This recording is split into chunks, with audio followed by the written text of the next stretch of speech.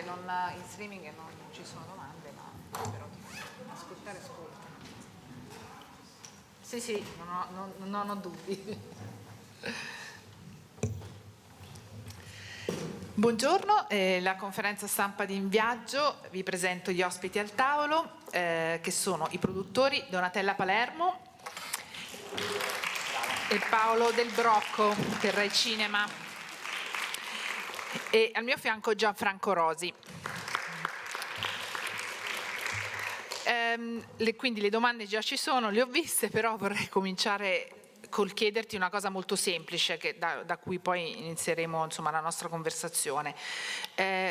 Come è nata l'idea di lavorare con materiali di archivio e quindi con una metodologia di lavoro apparentemente o sostanzialmente diversa dalla quella che conosciamo, per cui ti abbiamo conosciuto, per cui sei celebre, sparisci per un anno, sparisci per 2 anni. 4-5 anni. Esatto.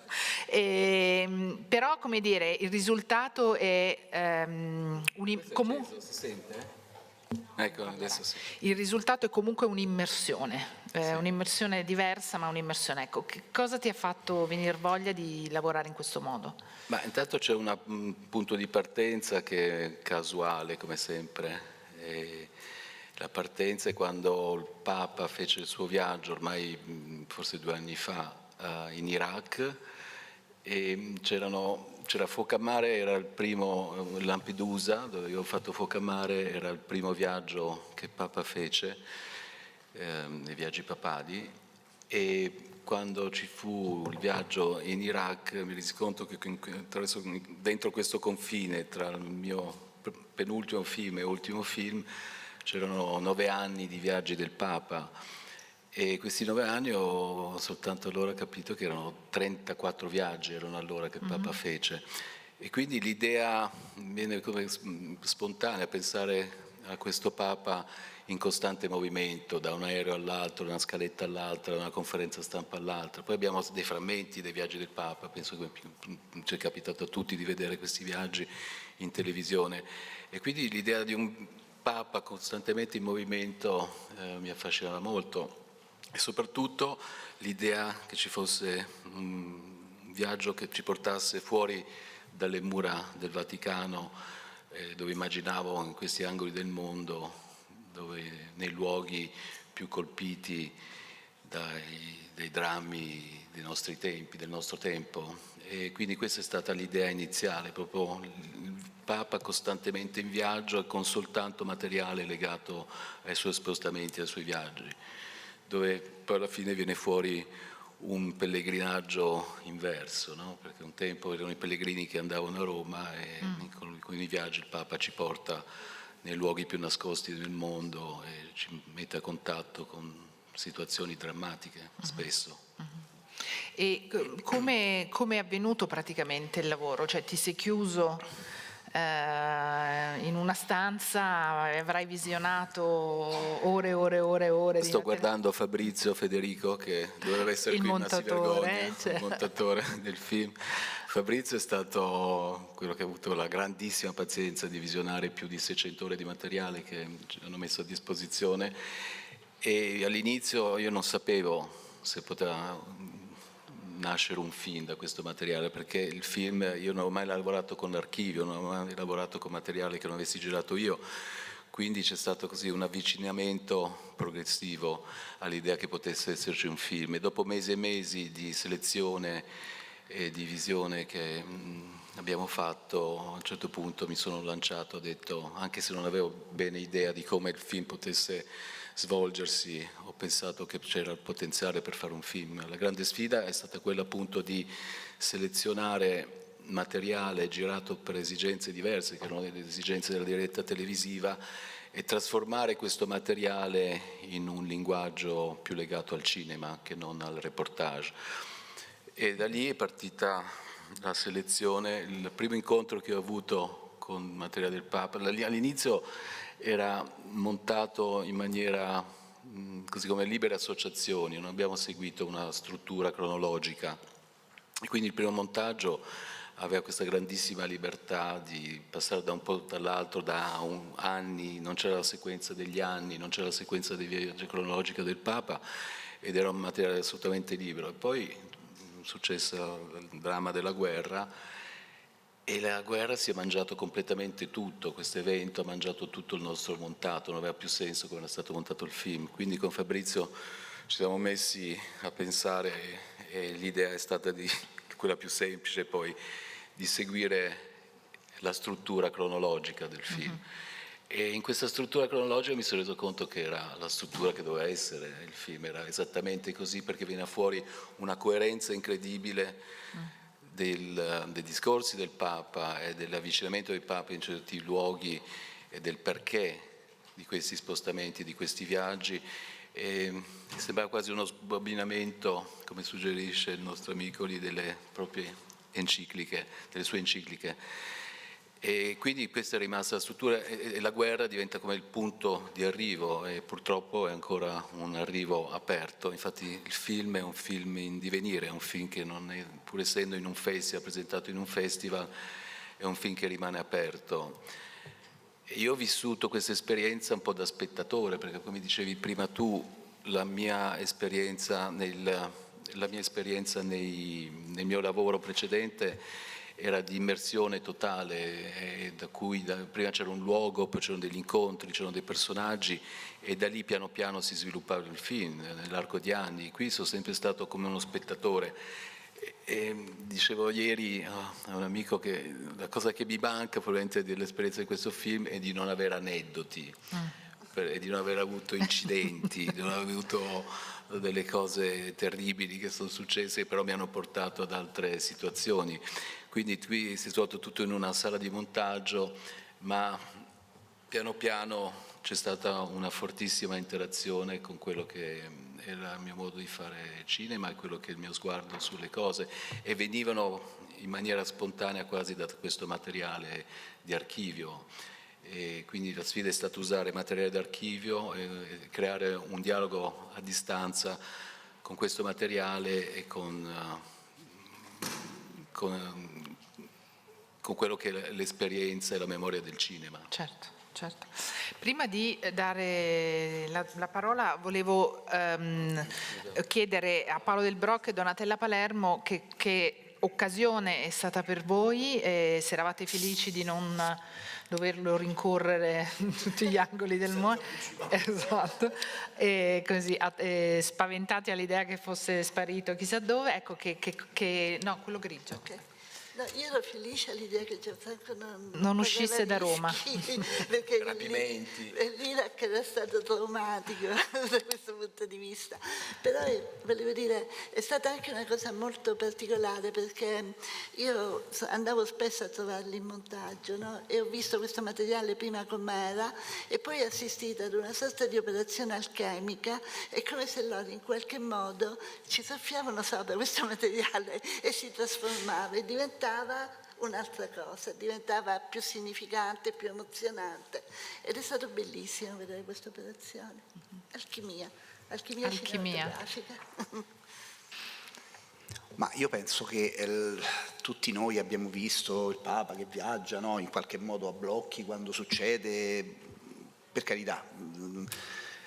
Vedere questo film, vedere comunque un regista, un laico, che in qualche modo, come dicevi tu, si immerge in questo mondo di viaggi come se fosse un unicum, e quasi lo analizza, no? per certi versi. Ma questo secondo me è la cosa più interessante. E poi vedere comunque poi nella sostanza tutto quello che dice e che ha fatto il Papa nel mondo, insomma è un qualcosa di tutto insieme, fa veramente effetto. Però la cosa bella, io l'aneddoto ce l'ho invece, perché Gianfranco all'inizio voleva stare un po' di giorni col Papa, da solo lui e il Papa, e chiaramente ora ci possiamo provare, ma non è facilissimo. Stavolta non ci siamo riusciti, no, però siamo molto felici di questo lavoro, veramente. Scusami, grande generosità da parte di Gianfranco, che sappiamo tutti benissimo come lavora e che invece va a costruire, va ad immergersi in un mondo di immagini non girate totalmente da lui, e questo è un segno di grande duttilità e generosità da parte di un grande talento. No, dicevo appunto quello che all'inizio volevo approfondire, capivo che il Papa era veramente se stesso in maniera molto profonda nei momenti di meditazione suoi spirituali, e purtroppo in tutto questo materiale c'erano soltanto 2 o 3 momenti così, perché quelli sono momenti molto intimi dove è difficile che lui avvicinarsi con una telecamera, e quindi la mia richiesta era stata quella di poterlo filmare nei suoi momenti di meditazione, di concentrazione, come sembra quasi che si dovesse ricaricare di nuovo, di trovare delle nuove energie per affrontare un nuovo viaggio, un nuovo percorso, e questo nel film l'abbiamo usato in qualche modo, però sono poi i silenzi, credo, che aiutino a costruire questi passaggi da un luogo all'altro, da un tema all'altro, da un incontro all'altro, perché anche qui sono incontri che fa il Papa, sono luoghi che sceglie il Papa, e lo spiega nel film come li sceglie questi luoghi, e io credo che alla fine il film sia una mappa della condizione umana. Certo. Questo è quello che non è soltanto il ritratto di un uomo, ma è anche il ritratto di questo mondo. Certo.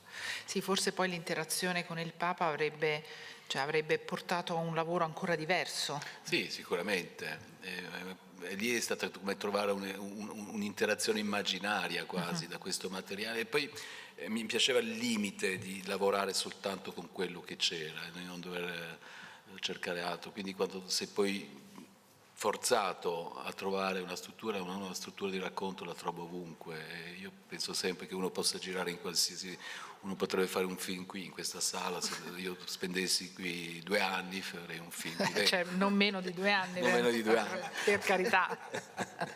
C'è una domanda lì. Fare un film bellissimo.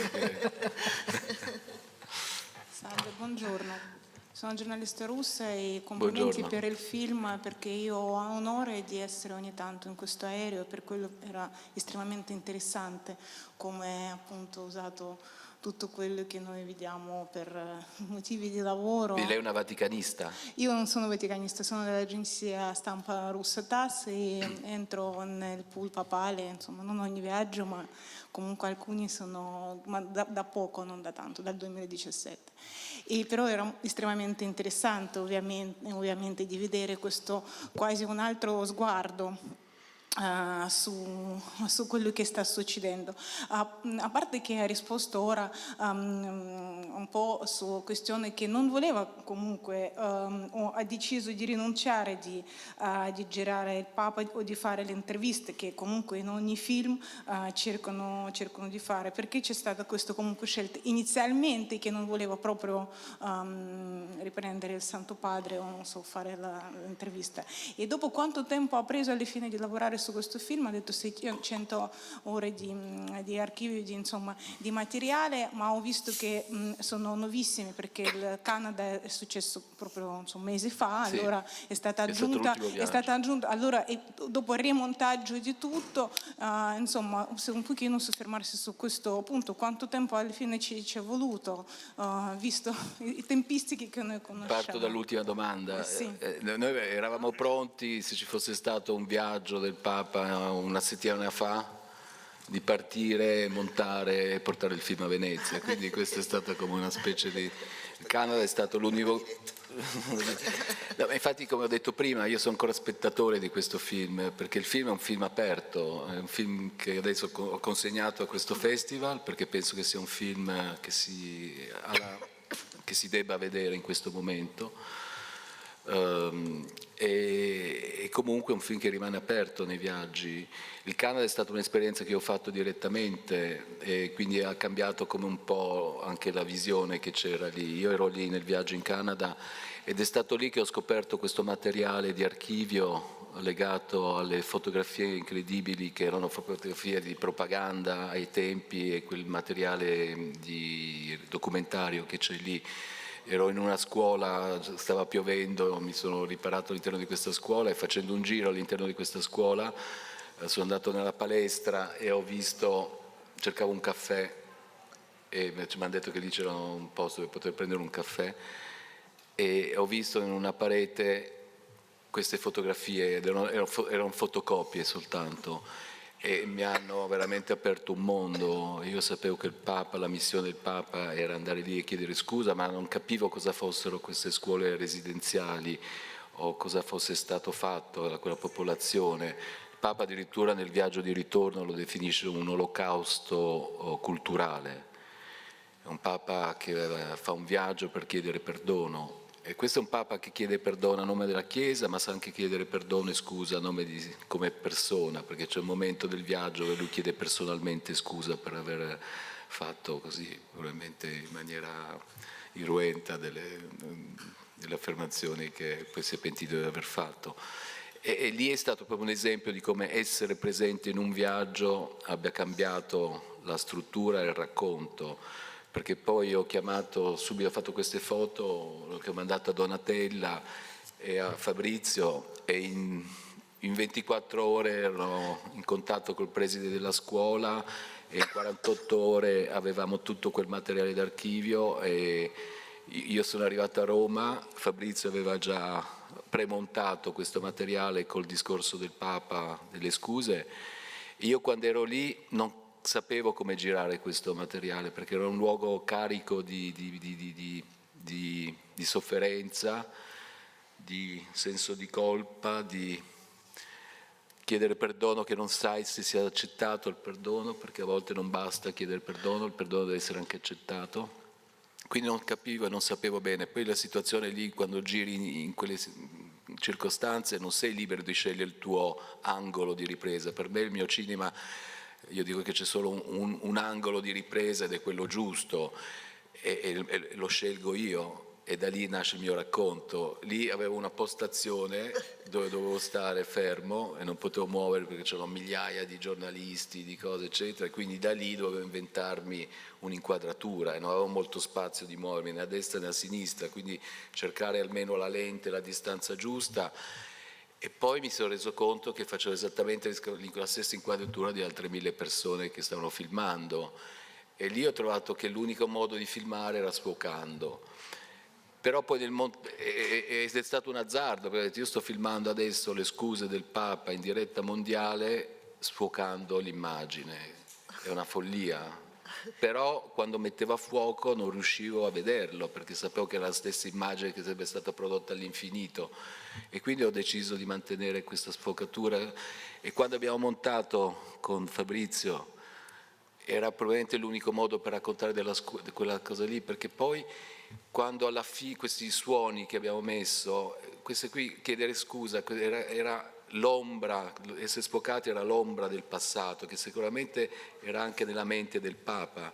E quindi quando dopo queste riprese, dopo questo montaggio, abbiamo deciso di mettere questo silenzio del Papa dove continuavano i suoni delle popolazioni indigene, a quel punto lì so che era il unico modo per girare e per dare un senso a questa struttura di racconto.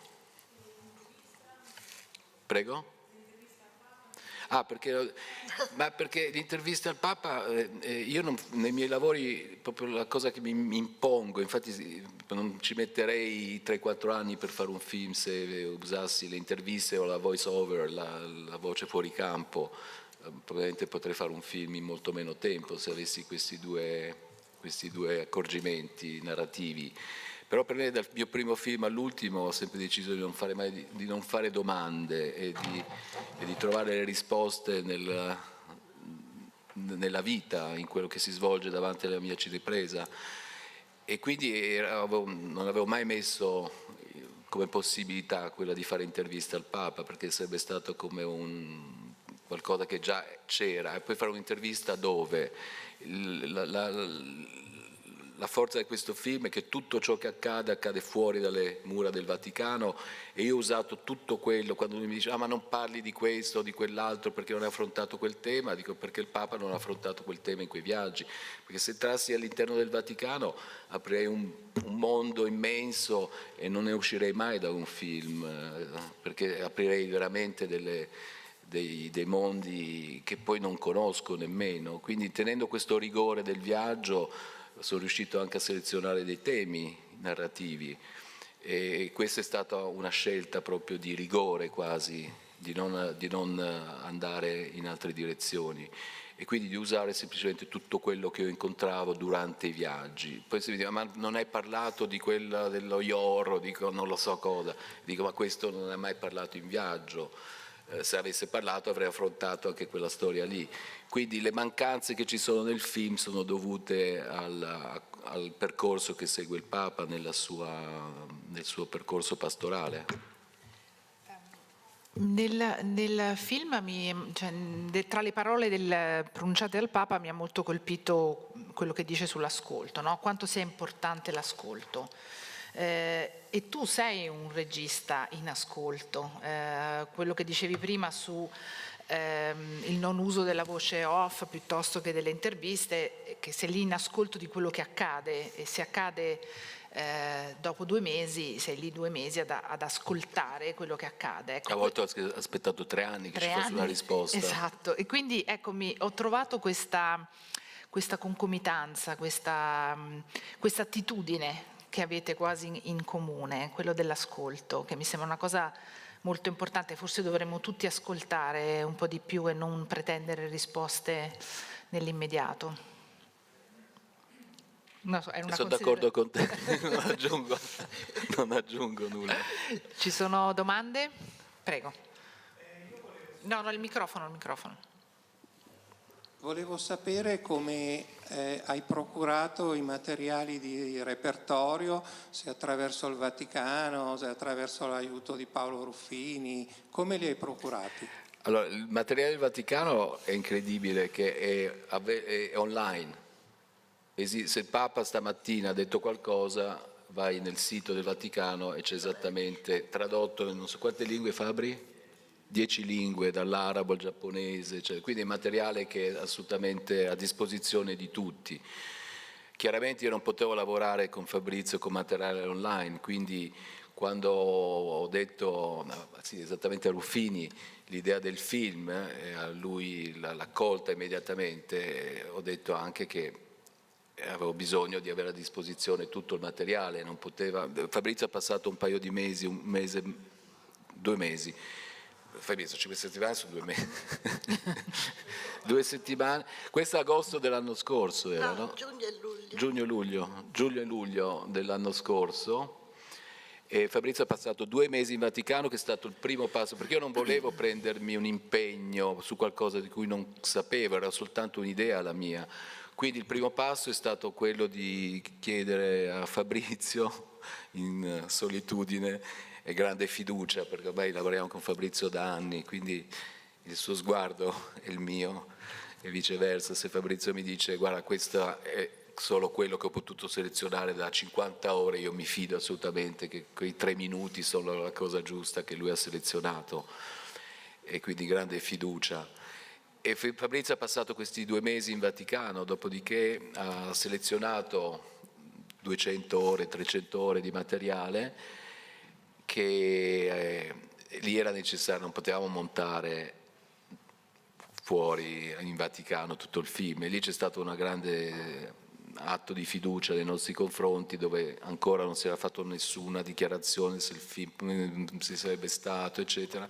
Ci hanno messo a disposizione in un hard drive tutto questo materiale preselezionato da Fabrizio, e da lì è iniziato il montaggio, e il montaggio sono state varie fasi di montaggio, perché appunto la prima fase era trovare i cardini, il primo montaggio era capire se questo poteva diventare un film, perché io all'inizio non avevo idea di interagire col mio materiale o col materiale d'archivio, col cinema, eccetera. All'inizio era fondamentale costruire una struttura che fosse soltanto dedicata al Papa, e il Papa fosse quasi un monologo del Papa. E poi da lì il film ha avuto queste evoluzioni, come detto prima erano libere associazioni, il film non aveva nessuna costruzione cronologica, poi dopo la guerra abbiamo dato una struttura cronologica, però sempre era soltanto il Papa, soltanto i viaggi. E poi a un certo punto devo dirlo, che non è stata una mia idea, perché io ho sempre cercato di fare un passo indietro a questo film, non volevo diventare io il protagonista, e quindi non avevo mai pensato di mettere del materiale che mi appartenesse all'interno del film. Ma a un certo punto Michael Weber, che è il nostro distributore internazionale, ha visto una versione di 50 minuti E mi ha detto, ma Gianfranco, scusa, tu hai passato a Lampedusa 3 anni, hai passato in Iraq 3 anni, hai fatto un film in Messico e ci sono 3 capitoli fondamentali di questi viaggi del Papa e io vorrei vedere qualcosa del tuo lavoro qui dentro. E lì mi ha come aperto una porta e ho iniziato a selezionare dei piccoli frammenti, delle immagini che appartenessero e quindi creare un dialogo tra il mio passato vissuto e il presente di questo materiale con cui stavo lavorando.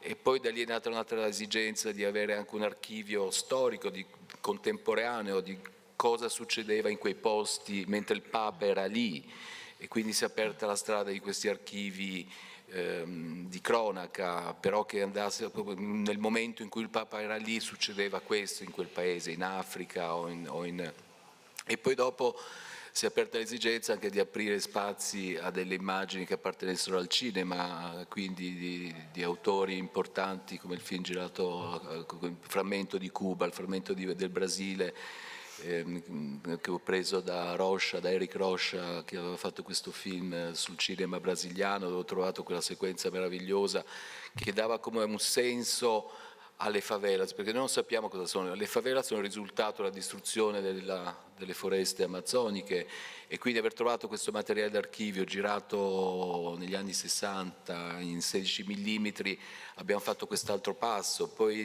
si è aggiunto il Giappone prima c'era un discorso del Papa, abbiamo eliminato completamente il discorso del Papa in Giappone e messo quelle immagini di archivio che raccontano più di tutto, quindi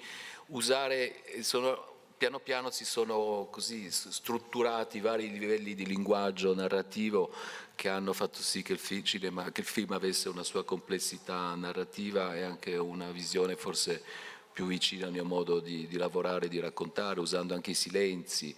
Il momento dell'Iraq, quando si incontra con Sistani, c'è questo silenzio di 2 uomini che si guardano, però lo sguardo che c'è tra Sistani e l'incontro in Turchia con Erdogan, stavo dicendo Ataturk, con Erdogan, che quasi ci siamo, con Erdogan sono 2 sguardi completamente diversi, uno sguardo gelido e l'altro invece con Sistani sono 2 figure immense, religiose, che stanno comunicando in silenzio e si dicono qualcosa che solo loro 2 intendono, ma che noi possiamo intuire. Quindi lì usare il silenzio è stata una soluzione narrativa, non c'era altro da raccontare di quell'incontro. La stessa cosa in Turchia, quando lui va dopo l'Armenia, dopo aver assunto la cosa, anche lì è stato un grande momento di dire il genocidio armeno, no? E poi ci fu la rottura diplomatica con la Turchia, che lì abbiamo avuto 20, 30, 40 ore di materiale girato e quella scena si risolve in 3 minuti nel silenzio totale. E quindi la sfida del film è stata costantemente trovare delle soluzioni narrative di sintesi, anche di trasformazione di quello che era il momento della cronaca. Allora, io vi ricordo che il film sarà nelle sale il 4... ok, allora... Sì, 2, ce la facciamo a farne 2? No. Lei è velocissima. Prego. Io chiedo scusa perché le mie risposte sono un po' lunghe, quindi... La mia domanda è se il Papa o qualcuno del suo entourage hanno avuto modo di vedere il film. No, io non so, scusa, a te la domanda. No. Beh, io non so nemmeno se il Papa sappia che il film a Venezia, forse sì, non lo so, però dicono che il Papa non guardi mai cose che lo riguardano. Non so, Wenders ha fatto il film sul Papa, mi dicono che lui non l'abbia visto. Quando ci sono delle cose che riguardano le sue interviste o i suoi film, le sue cose, mi hanno detto che lui non le guarda. O magari a sorpresa sta arrivando, che ne so. Sulle carpe, certo. E quindi non lo so questo, però le persone che ci hanno dato all'inizio tutto il materiale e la fiducia del film, ho voluto fargli vedere il film perché era per me importante, siccome io sono abbastanza, uso la parola ignorante, perché non conosco tutto quello che c'è all'interno della Chiesa e non essendo praticante, non essendo cattolico, mi sono avvicinato a questo film con grande libertà anche. Infatti la sfida era: si può fare un film che racconti un Papa senza l'ideologia e senza la teologia, quindi e raccontare un uomo. Per me questa era la sfida del film. Aspetta, mi sono perso perché ho fatto questo passaggio. Se l'ho visto il film. No, era un altro passaggio. Hai fatto vedere... Ecco sì, ho fatto vedere il materiale, grazie Donna, al Vaticano, perché volevo capire se c'erano dei buchi di cose che avevamo perso, perché anche Fabrizio è stato, adesso sei un vaticanista anche tu, perché Fabrizio ha studiato veramente, ha letto l'enciclica, ha guardato internet, qualsiasi domanda teologica Fabrizio è in grado di risolverla. Io non sapevo la differenza tra, adesso non lo dico se non faccio la figura, però è stato importante, mi ha fatto... Quando io ho messo, ho detto, guardate, io non so nulla di quali sono i meandri di questo mondo, eccetera, una di queste persone mi ha detto, soltanto una persona che non ha questo vincolo così forte e così dettagliato di quello che succede all'interno della Chiesa ha potuto fare un film così libero, perché probabilmente se io avessi avuto questo accumulo di informazioni o anche culturali, probabilmente non mi sarei mai avvicinato a un soggetto così grande.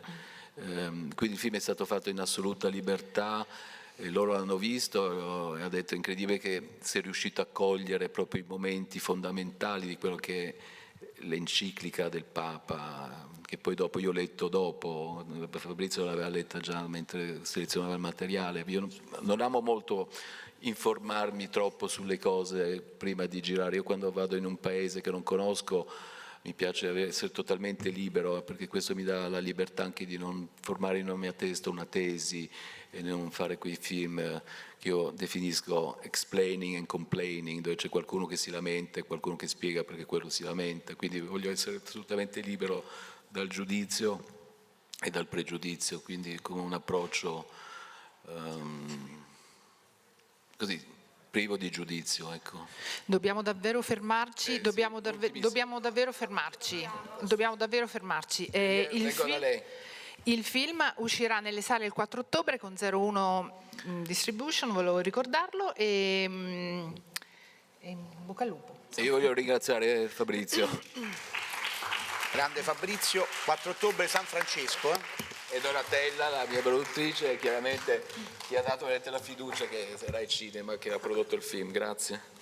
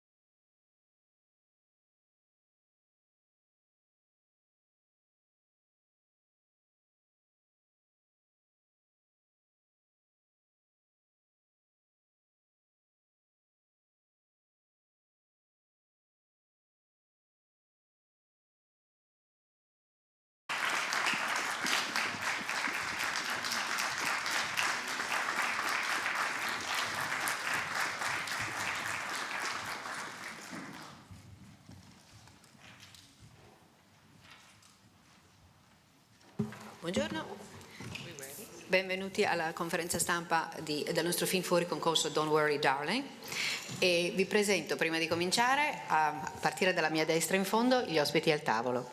Harry Styles, l'attore Harry Styles,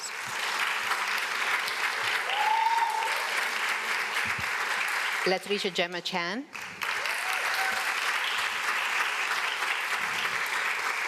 l'attore Chris Pine e la regista del film Olivia Wilde.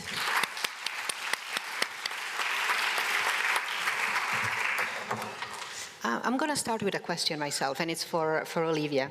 Olivia, most dystopias are grim and gray and punishing. What led you to this world of bright 50s, Palm Springs, glamour, and gorgeousness?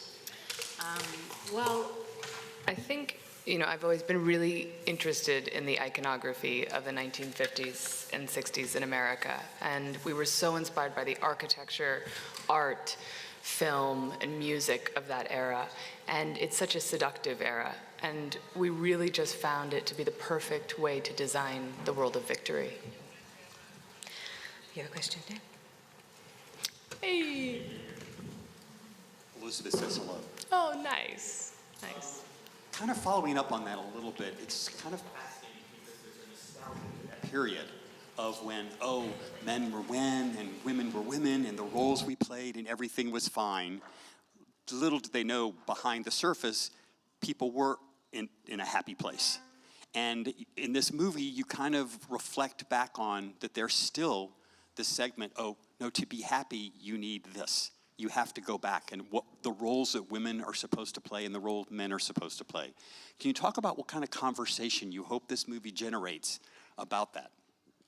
Absolutely.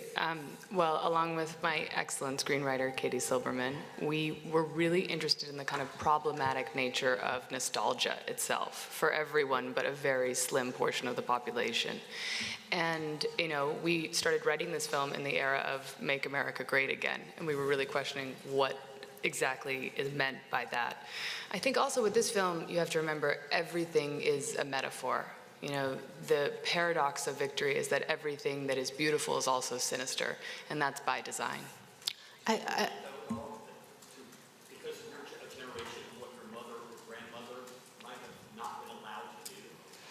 Absolutely. I mean, we thought a lot about the generations of women that came before ours, but unfortunately also the generation of women that we are in right now, in terms of body autonomy. It was a huge part of why we wanted to tell the story. I have a follow-up to that. In this world, which is very dreamy, the film also has flashes of historical truth, that evokes, obviously the Manhattan Project, the big evening at Frank's with the speeches, Weimar, Can you talk a little bit about the kind of real world that surrounds this and the kind of research that you did? Yeah, unfortunately, this world was based in a lot of real experiences throughout history. The Manhattan Project was certainly one of them in terms of a secret organization where women made the agreement not to ask questions. The idea of discretion as a privilege comes very much from that world.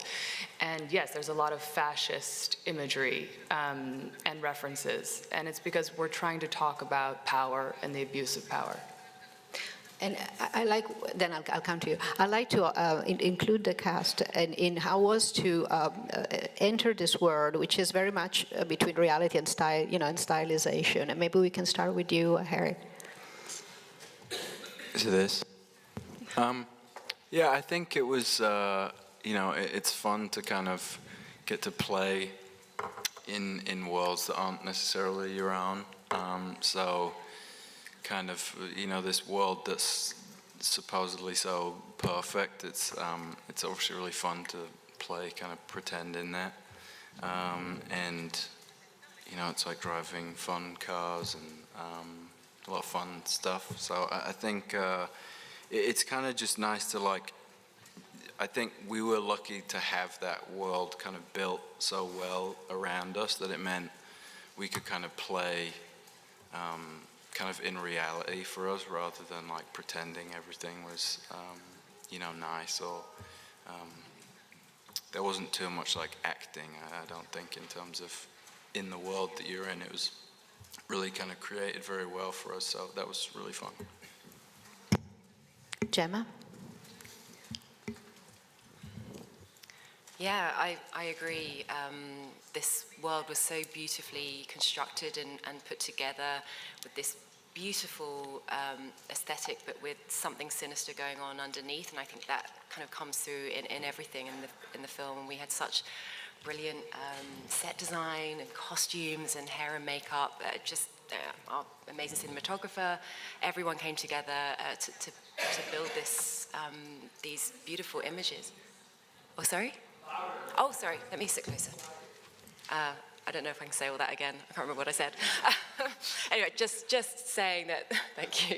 Just saying that, every department really went above and beyond to create this, the aesthetics of this world, which has this beautiful veneer, but something else going on underneath.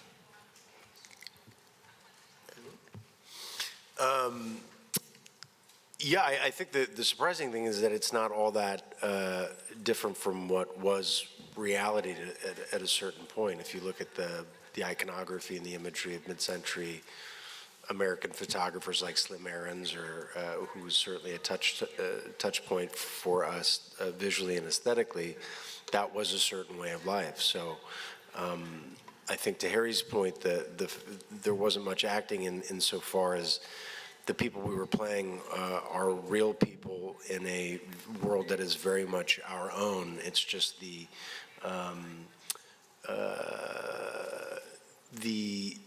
let's say the philosophy of living is outsized and steroidal and exacerbated and certainly uglier. I think it's showing all of the pretty things that make up our world have a dark shadow side. So the frightening thing is how similar and how intimate and how much we know these worlds. Yeah. Go ahead. Donna, go ahead. Well, I just wanted to give a shout out to our production designer, Katie Byron, who's in Venice with us, which is so exciting. But she designed this world, and along with our locations manager, Chris Baugh, created this unbelievable environment. But when we were writing the film, we had an image of Slim Aarons' poolside gossip on the wall, which features the very famous Neutra house, the Kaufman house. And our dream came from that image, and we never, ever dreamed in a million years that we'd be able to film there. No film has ever shot there. But thanks to our amazing production designer, we were able to film inside the house. So it was very surreal, because we suddenly found ourselves inside the environment that actually inspired the world. There's a question there. Hi, this is Matic Majcem from the newspaper VIAGGIO from Slovenia. I have a question for Harry Styles. Harry, you're a touring musician with an incredibly busy schedule, so I'd just like to know how do acting and music live along with each other in your life, and do you see them in any way similar or very different in terms of performance? Thank you. Thank you. Personally, I find them to be kind of opposite in a lot of ways. I think making music is like a really personal thing, and I think there's aspects of acting where you're obviously drawing from maybe experiences you've had and stuff, but I think for the most part, you're pretending to play someone else. I think that's kind of what I find the most fun about it. It's playing pretend and just kind of exploring different things. I think they can aid each other in a way. I think anytime you get to view the world through a different lens for a moment, it can help with like creativity, whichever way it goes. But yeah, I find them to be really different. I think, I think the fun part is you never feel like you know what you're doing in either of them. Music, I've done it a little bit longer, so that feeling is a little more comfortable, but what I like about acting is I feel like I have no idea what I'm doing, and it's quite fun. She's there. Good morning. I am Alessandra Tommasi from the newspaper Leggo. My question is to Mr. Stiles as well. I would like to ask, I was wondering if you, how can you relate with the idea of the movie that if we are in control of our life, everything is perfect and everything is happy and simple. I was wondering if you, on a human level, think that being a control freak can be easier for us. On the other way, seize the day and let it go is the only way to survive it to the future as the humankind. Thank you. Humankind. Yeah, I think ultimately we all live in a version of, you know, our own kind of protected bubbles that we all live in, and I think ultimately what we hope, I think people take away from the movie is that, you know, like, what does it take for someone to kind of give up in order to do what's right and step out of what's comfortable, because we're all able to sit in a really comfortable life and ignore a lot of the consequences that happen in the world, but there's no denying that those consequences exist. And I think, you know, in a place like Victory, you have the option to kind of deny their existence. We don't really have that in the world. We shouldn't have that in the world. But I think there are ways in which people can kind of stick to their comfort zone. And I think it's probably the right thing to do to not do that so much. Olivia, do you agree that one of the underlying themes of the film is the illusion of controlling chaos by shutting down from reality? Absolutely, and that's one of the main tenets of Frank's philosophy, is that chaos is destructive and that control leads to beauty and perfection, which has obviously been present throughout fascist philosophy for a long time.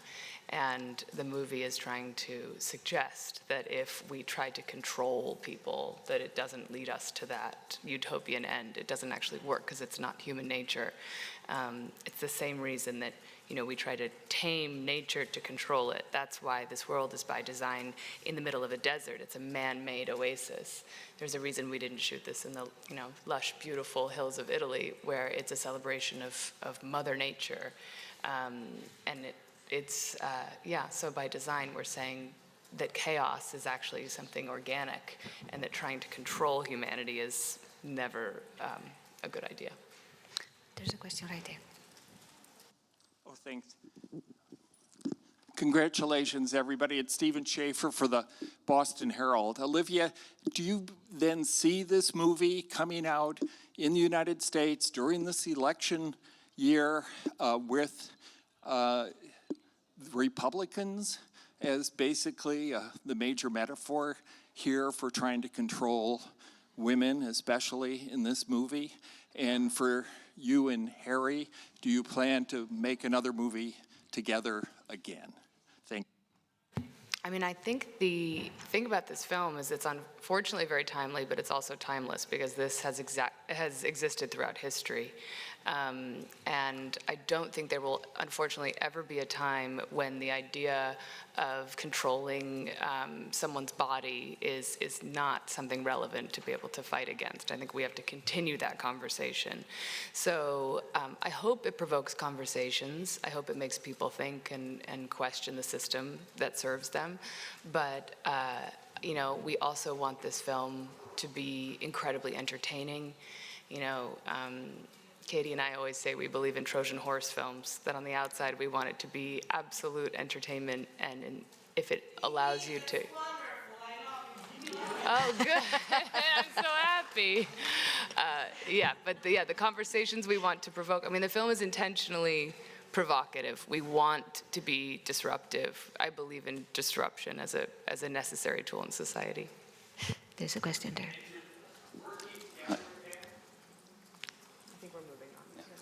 Hi, I'm Levin Gio from Studio Brussels in Belgium. I have a question for Harry. How do you see your future as an actor? What are your aspirations, also in terms of combining, you know, being a musician and also as an actor? For example, would you like to combine those, both of those? You mentioned Broken Circle Breakdown as one of your favorite movies. Is that something you'd see yourself do, like sing in a movie, like make that a thing? I don't know really. I think, I mean, I feel very lucky that I get to do something that I love as a job, and I feel like being able to explore this has made me feel even luckier that I get to do two things that I really enjoy. And in terms of the future, I try not to think ahead too much. I'm trying to just, you know, day at a time type thing. I mean, I enjoy both. I think, yeah, they're, you know, you kind of like, it's all fun and art, and it's really fun to kind of play in both worlds and see how they affect each other. I think anytime you kind of are inspired by something, you're supposed to follow it. But I don't know, I guess I haven't really thought about it that much, if I'm honest. But that's a good film. There's a question here. Hi, Lisa Foster for the news agency DPA. I have a question for Harry Styles as well. When I was entering the Palazzo del Cinema earlier, I couldn't help but notice there's already lots of fans standing behind the barrier of the red carpet. One of them was holding a sign saying, "You're her only reason to live." And I was wondering how it feels to play such an important role in so many people's life. Wow. I think, I mean, I would say that I'm incredibly grateful to the people who've supported me in my life, and the fans in particular have always provided me with a place to kind of be myself and feel comfortable doing so and express myself, and I get to make the kind of music that I want to make, and I know that that's because of their support and the environment they've created for me. So I would like to hope that I can kind of give that same space back to them, but that's all I can really hope for. But say hi to her if you see her again. As a follow-up, I have a question for Chris. Chris, Frank has some messianic qualities to him, and I was wondering if there was any leader or any film figure that you thought of when you were building it as a sort of a sexy messiah and a little bit of a dictator. Yeah. That is my Instagram handle. No, for me, the important thing was the language. You know, all of these leaders use language as a weapon. And I just happened to see this documentary about the Nexus leader, Nexium leader, Keith Raniere. But I didn't base Frank on anyone. Frank is essentially this kind of hologram of sexiness that's woven with incredibly beautiful yet obtuse word salad, essentially. So working with Katie and working with Olivia to create the web that he uses with his words that do make sense, and I actually resonate with a lot of what he says. This thing about chaos and structure, I find really resonant for me as a human being. I think we all struggle with that precise thing as we try to control what is by nature a chaotic environment. It's just what he's trying to control and how he's trying to do it, and the people who he's trying to control in order to feel powerful. There's certainly issues there.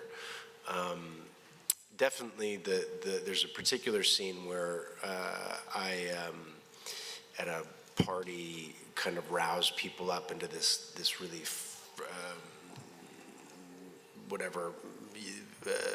insane level of messianic fervor that is, you know, redolent of some sort of like Hitler, Leni Riefenstahl party in the 30s. I remember there was one time my hair was all perfectly done, and one time this hair came down and my hair guy came to correct it, and I was like, no, that's that whole, you know, that whole kind of, you want to slick it back with your palm, that just very fascistic, like, I got really into it perversely.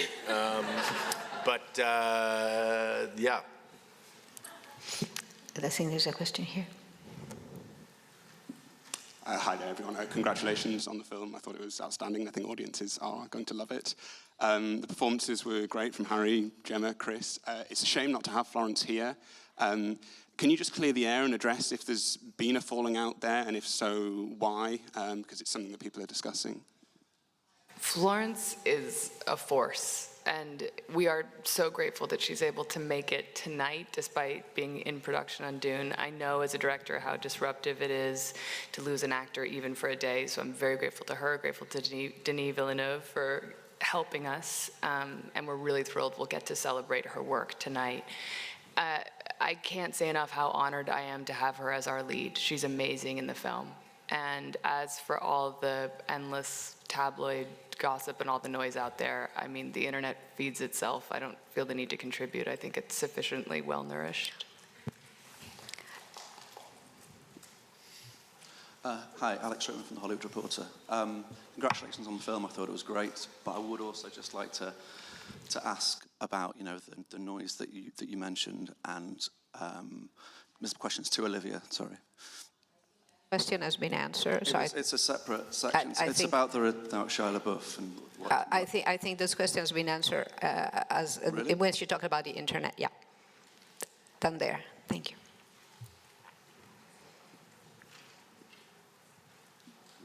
Hi, Olivia. Lovely to see you.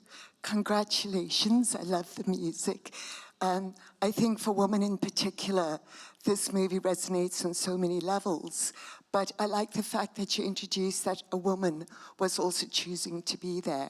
And I think it made you explore the idea of other people's ideas of happiness for you and how dangerous and limiting that is. So could you just talk about that as a woman and being limited, please? Yeah, I mean, we don't want to give any spoilers, but, you know, I think all of the women who made this film, we talked a lot about complicity and, you know, our role within the patriarchal system, and this is something that, you know, we're all very much involved in. I didn't have any interest in oversimplifying this as a feminist parable. I wanted it to be, you know, provocative and allow us to all really take a good look at our participation in the society that we benefit from. And yes, I mean, we want women to feel that they are being heard. And we want people to feel that this is a movie that is of our times, and to feel inspired by a heroine like Alice. I mean, what Florence created in that character is the kind of revolutionary who's willing, as Harry said, to sacrifice everything in order to do what's right. And those are the superheroes I really want to see these days. There is one there. She's been waiting for a long time. Yeah. Hi, Olivia. I'm Janet Nepales from the Philippines, and you work with Matthew Libatic on this. Can you talk about that experience? Yes, I am a huge fan of Matty Libatic's. We've worked together in different capacities. I met him when I was an actor and he was a DP, and I just watched him in awe, and I thought, one day, if I ever get the chance to direct, I hope I get to work with Matty. He's just so incredible. And we made a short film together, and then I asked him to come on board, and he created this world with me completely. And I think we all felt we were in such good hands with Matty, particularly as an actor in the film, as well as directing. He was my partner completely. And he did extraordinary work. Of course, he also shot The Whale, which premiered last night, and he's incredibly prolific, and he's just a wonderful, wonderful artist. And I'm just deeply honored that he's on this film and that he will celebrate with us tonight. Can you also, Olivia, speak a little bit about the costumes? Because I believe Ariana Phillips is getting an award tonight, and her work in the film is brilliant. Yes, Ariane Phillips is receiving the Passion for Film Award from Campari, which is very exciting, and we are all so proud of her. And Ariane is another person that I dreamed of working with. When I saw her work in Once Upon a Time in Hollywood a few years ago, I cold called her and asked her to have coffee with me, and at that point, and at any point really in her career, she could do anything she wanted. I pitched her the film, and she said, oh yeah, I have to do this, I have to. And she wasn't only our costume designer, she was my fellow storyteller. And she came up with many of the most important kind of core ideas with us. And, you know, her artistry is boundless. She made several of the pieces that you see in the film. She also allowed us to use a lot of vintage, which many designers won't permit because it's very hard to double. But she wanted the authenticity to be there, and she's just unbelievably talented, and it's so humbling for me to have been surrounded by all of these incredible artists, from our cast to our entire crew. I just still pinch myself daily. I think we have time for one more, and so she's been waiting really long. Yeah. Sì, buongiorno, Giulia Bianconi del Tempo. Per Harry Styles volevo chiedere, prima parlava del suo rapporto con i fan, questo è un film che parla anche di comunità, solitamente oggi si dice le comunità servono, insomma, per sostenerci, in questo caso mi pare che ci sia appunto un'altra faccia della medaglia, quindi volevo chiederle, lei che fa parte anche del mondo dei social e tutto il resto, le comunità sono anche il male oggi? Grazie. I think your community is kind of whatever you make it. I think if you kind of, I think with community the most important thing is to kind of start at what a real community is. So family, friends, kind of people that you are surrounding your life with. I think that's probably more important in terms of what really kind of affects your day-to-day life, rather than social media. I think there are, like, there's a lot of negative sides of social media. Obviously, they're pretty obvious for everyone to see, but I think that, you know, it's always important to remember there are positive things happening because of it in the world as well. But it's, yeah, I think community is everything. I think, you know, family, it's the family that you choose, whether that be your friends or, you know, whoever you kind of surround yourself with. I think this film is a really good example of kind of trusting. I think you have to kind of trust your gut with that stuff. And I think, yeah, you can fall in, you can have a path with the right group of people and a very different path if you fall in with the wrong people. But yeah, I'd say trust your gut, I think. Was that an answer? It was words. And I'm afraid that they already came to call me. This is all we have time for. Thank you for our guests, and thank you for the film.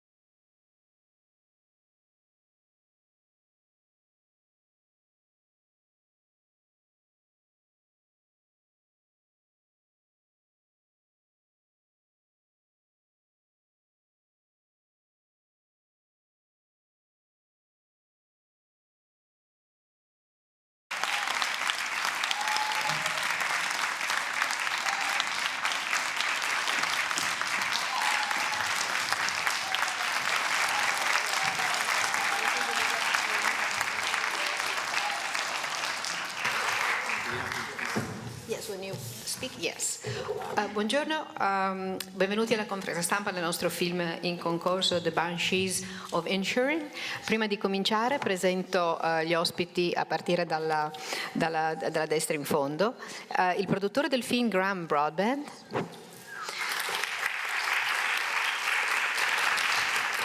L'attrice Carrie Condon. L'attore Brendan Gleeson. L'attore Colin Farrell. E il regista, sceneggiatore del film Martin McDonagh.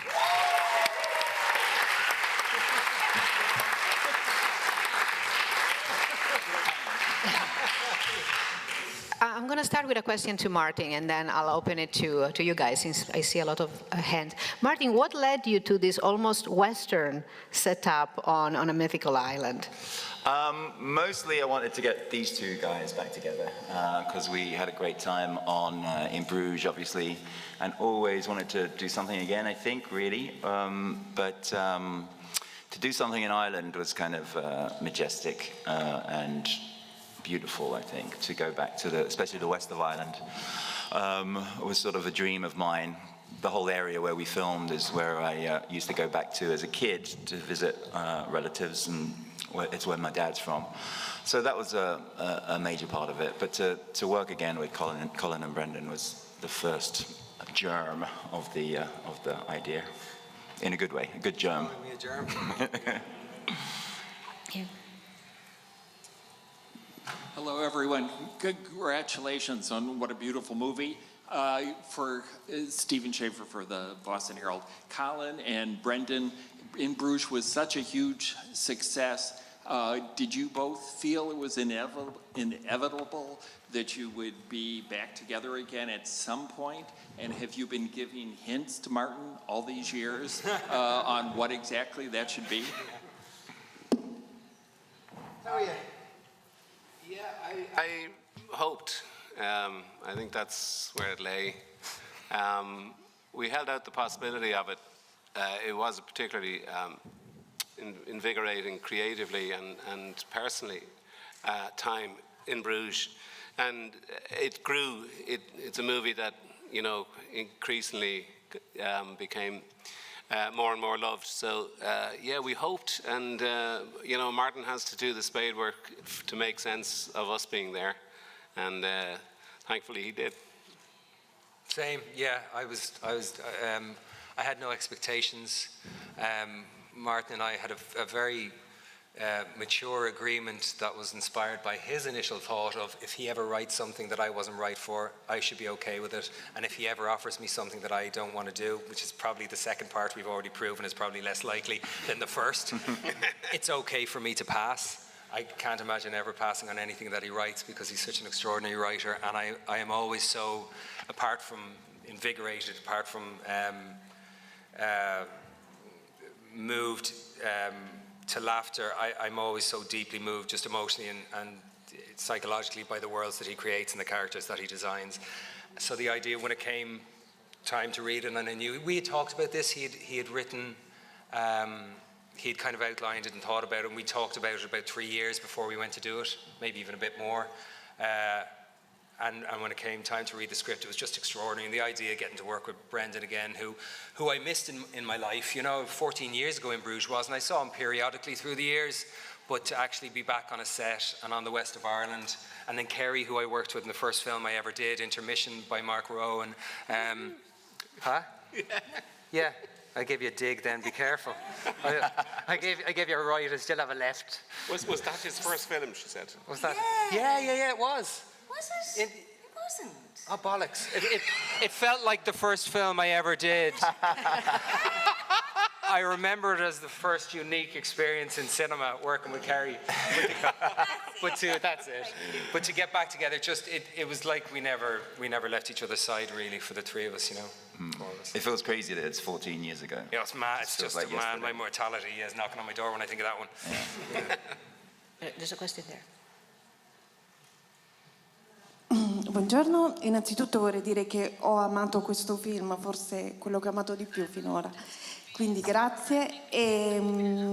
Allora, questo è un film in cui ci sono dei dialoghi brillanti e c'è proprio questa sinergia tra gli attori, le pause, gli sguardi, i tempi delle battute. Volevo sapere il regista come ha lavorato su questo, proprio su questa sinergia tra gli attori, e poi volevo chiedere a Gleeson e Farrell, allora, se vi è mai capitato nella vita effettivamente di chiudere una relazione con un amico, perché io ritengo che sia ancora più doloroso della fine di un amore, la fine di un'amicizia, se vi è mai successo questo, ecco.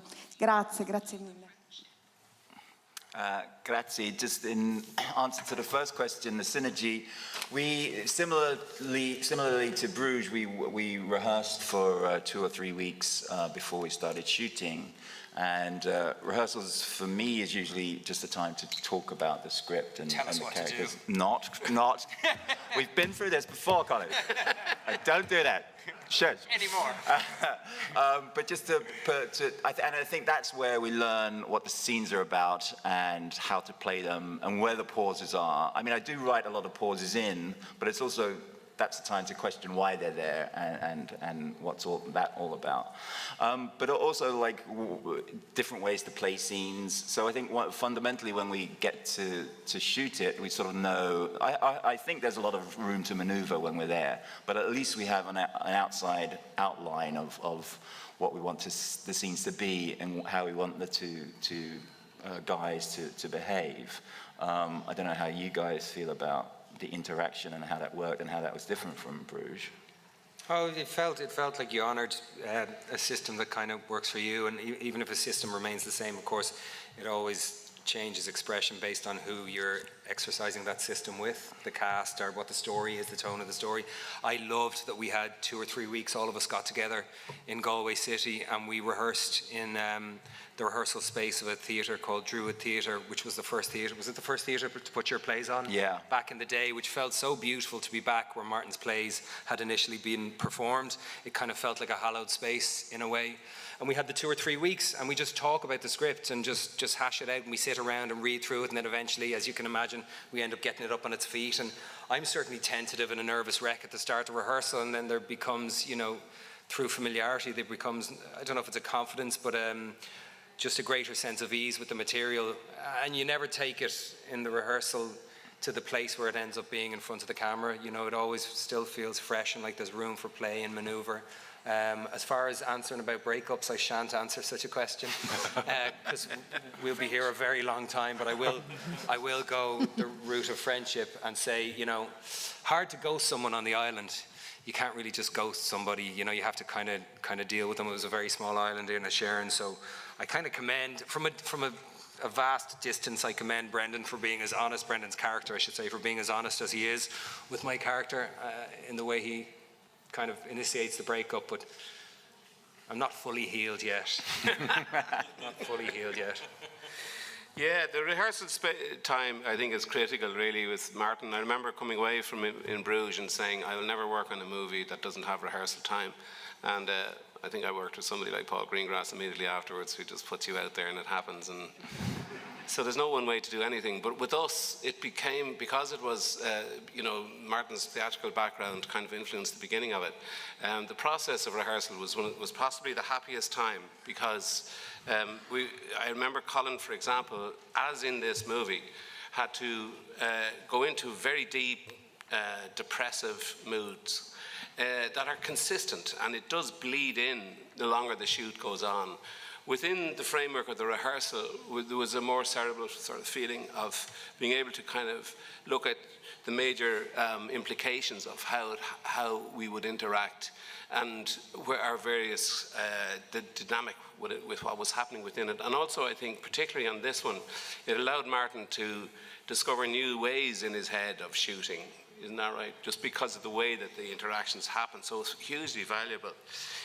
For me, the breaking up with friends, I'm glad to see male friendship actually put out there as something valuable at the moment, where the readjustment with everybody's relationships with everybody are under reconsideration. And the valuing of male friendship as against a bromance or as against anything of that nature, to me is a very deep and very pertinent thing right now. What, for my character, I started off in the most brutal way possible by understanding from years ago that trying to break up with somebody easily and letting them down easily, it just turns into an absolute torture. It was about, you know, it just goes on for months. You appear to be giving the wrong signals because you still feel kindly to somebody. It never ends, and you might as well jump out a window or do something equally drastic. On the other hand, when you get done and you are the dumpy, it's horrible. So there's no good way to do it, is what I'm saying. It helped me start at the beginning of the film in a way that was less judgmental of my own character. So.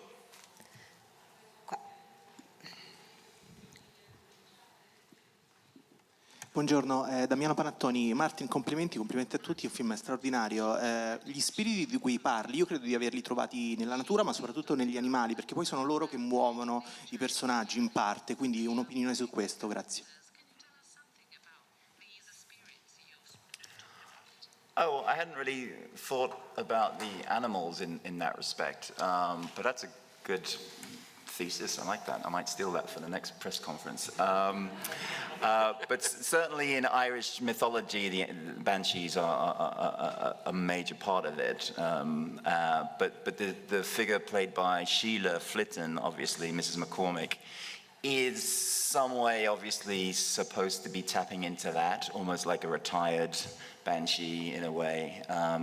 Brendan's character has a speech about that later on in the film, about, you know, there used to be a mythological woman who would scream to portend the death in a house of a child or just anyone, I guess.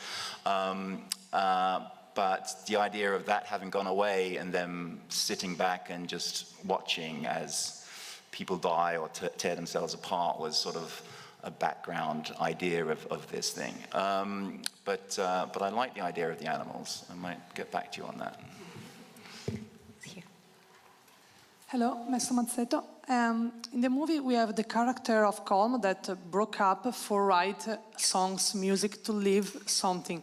My question is for the director. How do you work on the soundtrack? And for Mr. Gleason, were you to play the violin in the movie or? Just talking about the tune, Brendan wrote the tune that's in the movie. He came up with it, and we talked about it for maybe a year before, yeah. And you went away and came up with the tune that's in the film. Brendan's a brilliant fiddle player and plays around the country and worldwide after this, I hope. No, not particularly. I play at being a fiddle player. I've been doing it for years. But in this, I asked Martin if it would be possible for me to attempt to come up with a tune, because I felt that I could play it without over nervousness about my prowess or lack thereof as a musician, if I had come up with it. And he said, well, Carter Burwell will be doing the music, so may the best tune win. But I was absolutely thrilled when he liked it, and it meant then that I felt really rooted in a way in that regard, and it did. It was one less wall. It was very haunting as well, this whole tune. For me, it became an incredible tool to use. Like, I remember the recording you did in the Druid before we started shooting. They got all the musicians together and they recorded the music that Brendan had written and other tunes as well to play when we were shooting. And I asked Peter, the first AD, if he could send me a copy of the tune that Brendan wrote as they played it, and I had it on my phone, and it became incredibly haunting and kind of talk about a banshee. The tune was also that. It was kind of a harbinger of things to come, and it became distorted as you played it. It started off kind of beautiful and somewhat hopeful, and then it became really like a funeral dirge, you know. By the end, and Martin at the end has a very specific, he's utterly note perfect in terms of his own musical ear. So when we did it, he wanted to encourage a certain difference in the third part of the tune, and was very, very instrumental, literally, in actually coming with the nature of that. So it was part of the collaboration in a way that was kind of very seamless, really. Yeah, and sort of integral. I think you and the character were doing the same thing and trying to do the same thing, and it was yours, and that was a lovely, lovely aspect of the film. Yeah. Question here. Hi there, Scott with Cinema Magazine. First of all, I want to thank you all for introducing a new word to my vocabulary, and I'm going to try and use it as often as I feckin' can. So I appreciate that. Watching this movie, I thought, wow, the lost art of conversation. That we live in this era of social media and TikTok and texting, that the ability of two people to sit across from each other and to talk about even the most mundane things is kind of lost. People don't want to do it anymore. I was wondering if you guys could just talk a little bit about your own relationship to conversation and how you've kind of tried to keep it alive in your own life. Well, Kerry likes chatting. I knew. Say that. I knew it. I just wanted to involve you in the chat. Ah, lousy. She's a great chatter. Seriously. Ah. What do you think? Well, what do you think? Mum. About chatting? Good normal chat. I suppose I don't know if conversation is lost. You know, I think perhaps maybe in romantic terms it is. You know, like most people are meeting up on apps and stuff like that now, or just talking. They're not actually meeting up. So I don't necessarily think it's that, and how is it important to my life? Oh, well, lads, I don't know. This question wasn't for me. Not for you, it's for anyone. Yeah. Graham, what do you think about chatting? I'm not chatting at all. I think chats are important. Lads! Chats are really important. No, seriously, they are though, chats. But the thing, this whole film, you see, did you actually see it? Because we weren't talking. But you know, even those that are like living in a sense of saturation by the information age and how quickly we can access, you know, sound bites and blurbs and all this kind of stuff on social media, absolutely it takes us away from the intimacy that's required and the interest that's needed to exist before you can launch into a conversation with someone. But when push comes to shove, we'll always return to good chats. Always. It's like a lot of people that don't believe in God until they've overdosed on a drug, and then they're on their knees going, please God, I'll never do it again if you just get me out of this one jam. You know, conversation, sharing thoughts and feelings with each other. It's a world that is so quick to pull the trigger of judgment on each other. We're so quick to cancel now with cancel culture and all these kind of things, that to actually have discourse, to have conversation, to exchange ideas in a way that's as open to your opinion being changed as it is to your opinion being shared, that's a gorgeous thing. I don't think that'll ever die, even if it has been supplanted a little bit by technology and what it offers us. Hey, good answer. Go now. Colin's winning. Just on that too, just when Colin was talking about it, it kind of struck me that the idea of going back at the time it was. Just when Colin was talking about that, when we went back into the time we went to, which is 100 years ago, I don't think men would talk to each other in that way necessarily. So the whole construct, again, is part of Martin's envelope pushing, which he does in every direction. The idea these men would talk to each other in this natural way about feelings is debatable whether on an island at that point it would have transpired. So it is a very modern film, I think, you know, that it's embraced the traditional and embraced something that, like male friendship, that even now hasn't really been explored, and airs it out. So I do think conversation is a very interesting part of the whole conversation. Peralta from the Dominican Republic. Something that I love about your movies is the use of violence. It's always subtle. What was the decision to put it towards the end? The decision of showing that it was in a way of getting more violent, and at the end we don't know what's going on after. This is the beauty of the use of violence in your movies. Can you talk about it? I'm glad that your hand is fine. Oh, you see this one?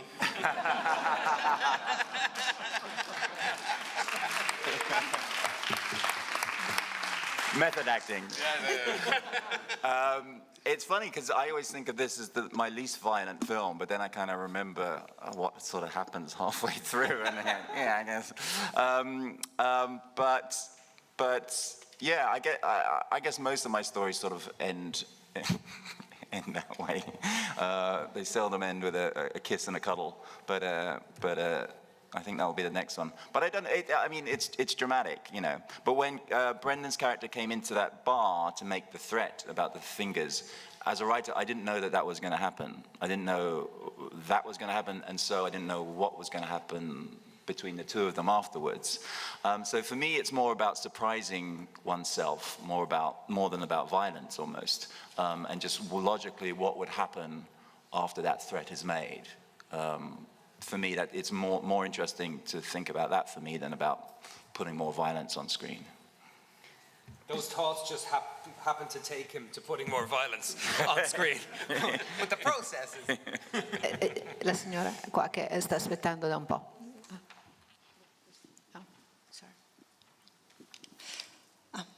Hello, and thanks a lot for the movie. It's very inventive, I would say. I wanted to ask about the final, one of the final quotes during their confession, that Brendan's character says that he killed the donkey, and priest says, but who cares about the miniature donkey? And the answer is maybe that's the main problem, that nobody cares about the miniature donkey.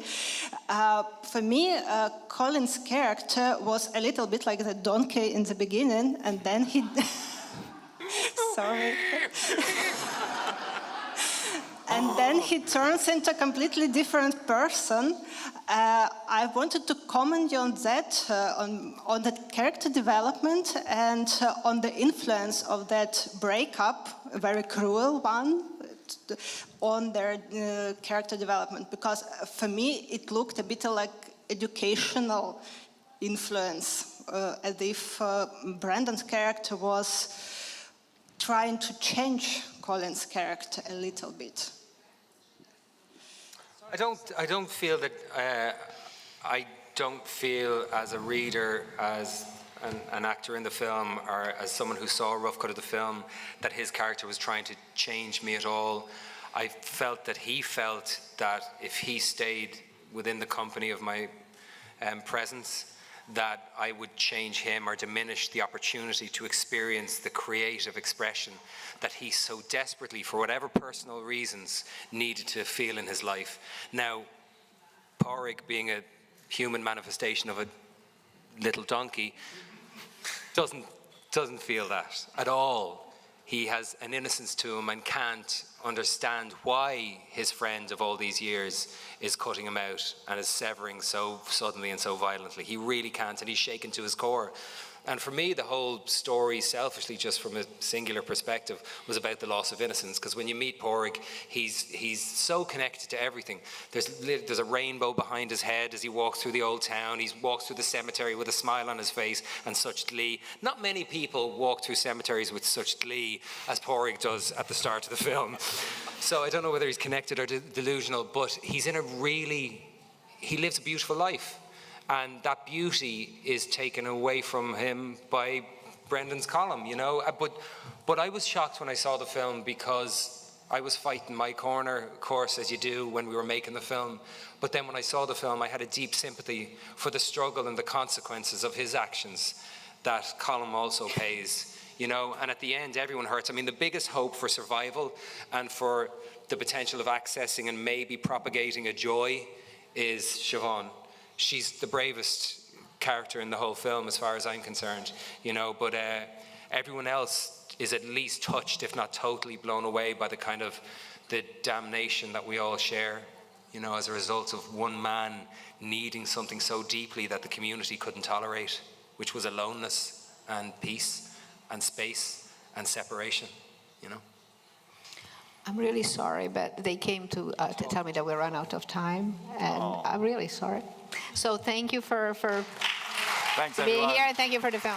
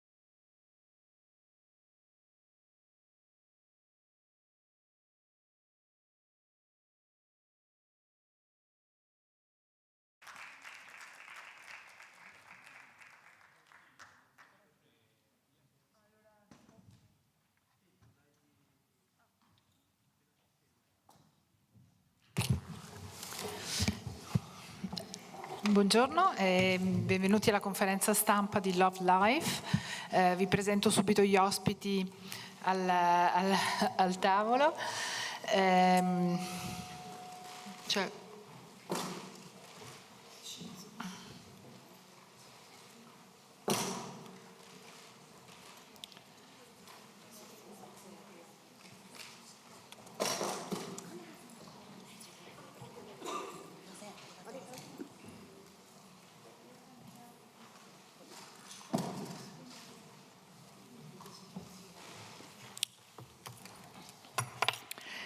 Vi presento subito gli ospiti che sono i produttori Yasuhiko Hattori e Masa Sawada, gli interpreti Atom Tsunada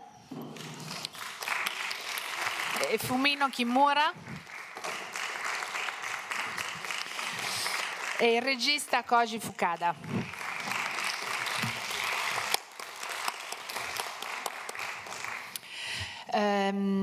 Allora, attendo le vostre domande, alzate bene la mano. Come avete visto abbiamo anche un interprete per il linguaggio dei segni, per Mr. Atom Tsunada, e vorrei cominciare con una domanda proprio al regista. Il titolo del film è ispirato e tratto da una canzone molto celebre di un altrettanto celebre cantante musicista, Akiko Yuno. Perché ha deciso di ispirarsi al testo di questa canzone, che a un certo punto parla di un amore capace di superare ogni distanza? Ecco, se ci può parlare di questa canzone e dell'importanza che il testo di questa canzone ha per il film.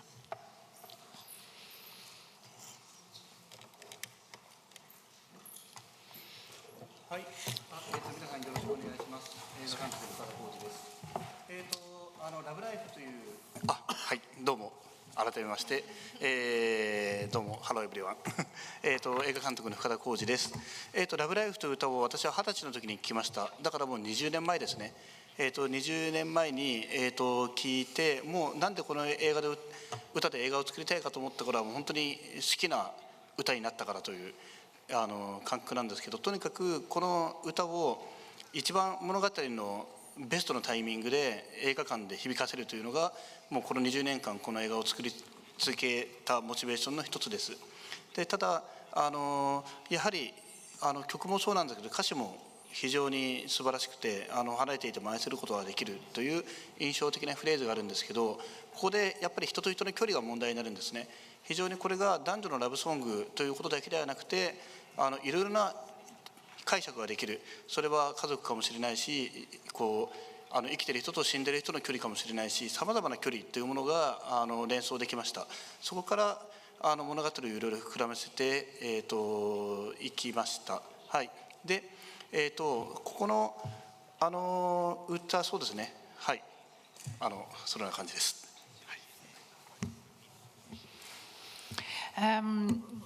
La famiglia in genere è un microcosmo perfetto per osservare anche dinamiche sociali, dinamiche molto più ampie. Per lei cosa ha significato raccontare questa storia, che è una storia d'amore, di elaborazione del lutto, come dire, prendendo come osservatorio privilegiato proprio un nucleo familiare peraltro non tradizionale, insomma è una famiglia diversa da quella più tradizionale.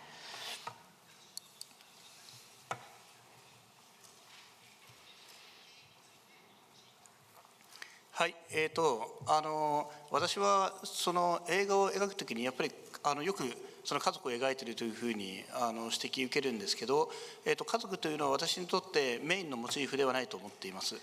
私は映画を描くときにいつも自分にとって普遍的だと思うこと、それはやっぱり自分にとってこれは信じられるということを描きたいと思っています。でそれは毎回そんなにもちろん変わるものではなくて、言葉にすると非常に陳腐なんですけど、人はいつか死ぬということ、そして人間は誰しも孤独であるという、孤独を抱えながら生きているという、やはりこれは毎回私にとって繰り返し描きたいと思っているモチーフになります。でただじゃあその孤独を描くと言って孤独を描こうとした時に、じゃあ砂漠にポツンと一人でいる人をこう映しすぎればそれで孤独が描けるかというと、そういうものでもないと思っていて、やはり私たちはその親しい家族といても親しい恋人といてもふと自分は一人だと思ってしまうような、自分が一人であるということを思い出してしまう瞬間があると思っています。そういった瞬間を描きたいと思うからこそ、その前提としてのその家族であったり夫婦であったり、そういった最小限のコミュニティを描こうとしています。でちょっとさっきの一つ前の質問で言い忘れたので、ちょっとここで補足するんですけど、ラブライフという歌をもう映画にしたいと思い続けて、ずっと脚本開発を続けてきたわけですけど、その中でやっぱりコロナの時代が来て、やっぱりソーシャルディスタンスってことが日本でも非常に言われるようになり、やっぱり人と人も簡単には会えなくなって、その国と国の移動もやはり難しくなって、最近私なんかもう会議オンラインばっかりですね。というような時代になる中で、これ離れてても愛することができるという歌詞がまた新たな意味を持って更新されたし、この映画は気が付くといつの間にか今まさに作るべき、皆さんに届けるべき映画になったなというふうに感じています。Ci sono delle domande dalla sala? Altrimenti mi piacerebbe sapere dai due interpreti. Intanto la loro reazione quando appunto hanno letto questa sceneggiatura che il regista, come appena ricordato, scriveva da molto tempo, di che cosa hanno parlato loro questi personaggi e come hanno lavorato insieme, perché anche il linguaggio che usano, il linguaggio dei segni, crea tra i due protagonisti una complicità speciale e quindi, come dire, un modo di comunicare che è solo loro.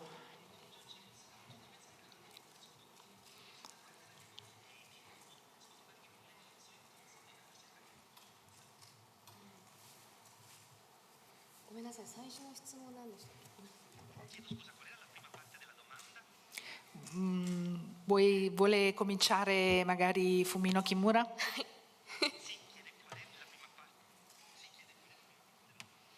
La prima parte della domanda è la loro reazione alla lettura della sceneggiatura, perché hanno amato questo personaggio, in che modo hanno sentito che questo personaggio parlava proprio a loro e quindi hanno deciso di accettare questo ruolo.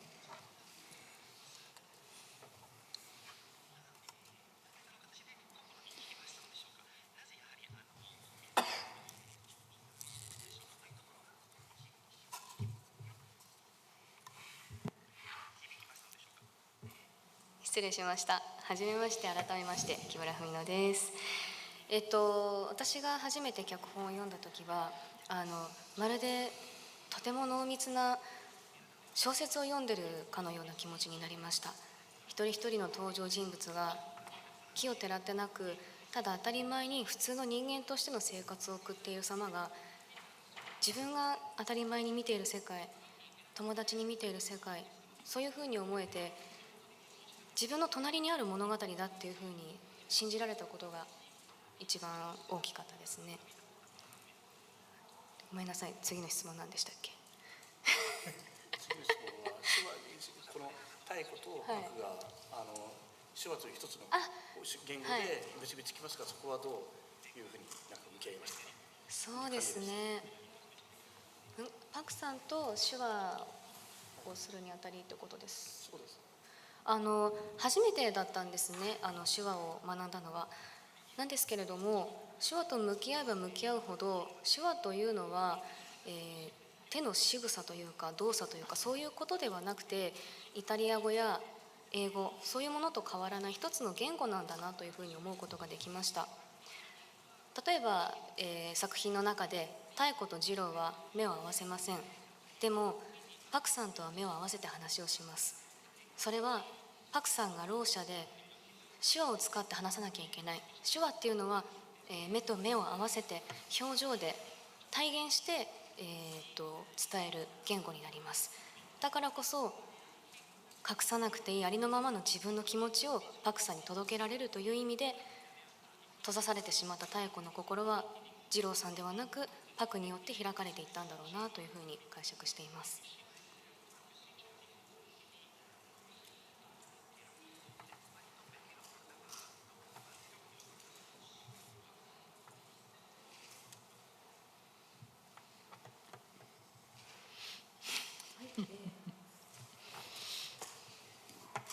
はい、砂田アトムと言います。ろう者です。手話でお話をしますので、通訳を介して皆さんにお伝えをしていきます。まず一つ目の質問についてですが、台本を初めて読んだ時、本当に嬉しかったのはろう者の文化、ろう者の生活様式、ろう者の文化などが取り入れられていたことです。それが非常に嬉しかったですね。というのが、今までろう者が出るテレビ番組や映画というのは、どうしてもろう者がかわいそうというような見られ方をすることが多かったです。ですので、そういうことに対しては自分自身抵抗がありました。でも今回ラブライフの台本を読んでみて、お涙ちょうだいというようなシーンは本当になかったんですね。ろう者が耳が聞こえないから不便だ、かわいそうだというような描き方は一切されていませんでした。それは本当に非常に感動しましたし、嬉しかったことです。そして2つ目の質問についてお答えします。木村さんと一緒に、演じて、ろう者というのは目には見えないルールというものがあるんですね。その見えないルールというのの一つに、目を合わせることというのが重要なポイントになっています。聞こえる人たちの中には目を合わせることに抵抗を感じることが多いと思うんですが、木村さんはしっかりと目を合わせて演じてくださったことで、シーンにも深みができていったのかなと思います。この世界公開ということの中で、ろう者の生活様式、文化などをみんなに知っていただけたらとても嬉しいです。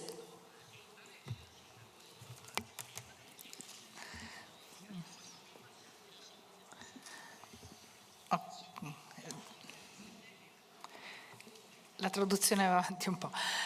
Grazie. C'è una domanda lì? Prego. Con microfono. Sì, buongiorno. Volevo soltanto chiedere, dato che si parlava di linguaggio dei segni e della creaone di un rapporto speciale tra i due interpreti, invece io l'ho letta nell'esatto opposto. Ho pensato direttamente ad Hamaguchi, a Drive My Car, al linguaggio dei segni coreano, dove lì sembrava che appunto il plurilinguismo invece creasse degli ostacoli, no? L'intraducibilità dei sentimenti, il bisogno di andare oltre le parole per trovarsi su un altro, diciamo, asse, su un altro aspetto. E poi un'ultima cosa, mi domandavo quali potessero essere i modelli. Ho pensato all'inizio a Koreeda perché sembra un romanzo familiare con tanto dramma familiare, appunto. Poi non era più chiaro se fosse appunto Koreeda o se fosse qualcun altro, anche nel modo in cui si nasconde la morte, cioè il corpo del bambino resta nascosto, come diceva André Bazin, c'è reticenza per la morte. E allora ho pensato appunto a Koreeda, se no appunto volevo sapere chi ci fosse oltre Koreeda. Può anche non esserci nessuno, eh? Anche non esserci nessuno, esatto, sì. Grazie.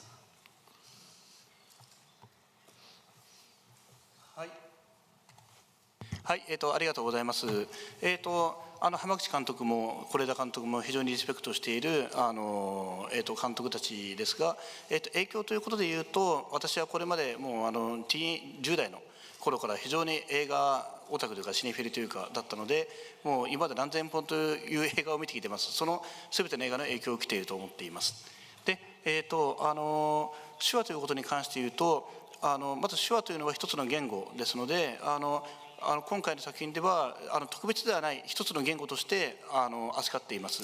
で、ただこれは手話を使うか使わないかに関係なく、私たちは英語で、私の場合は例えば是枝監督はその家族というものを非常に、家族という制度を非常に探求していて、その伝統的な家父的な家族を疑いながら、それでも是枝監督はその家族というものの絆というものに非常に可能性を見出そうとしているっていうふうに私は受けています。一方で私にとってその家族という制度はあくまでそこの中にある個々の人間の孤独を描くための前提でしかないと思っています。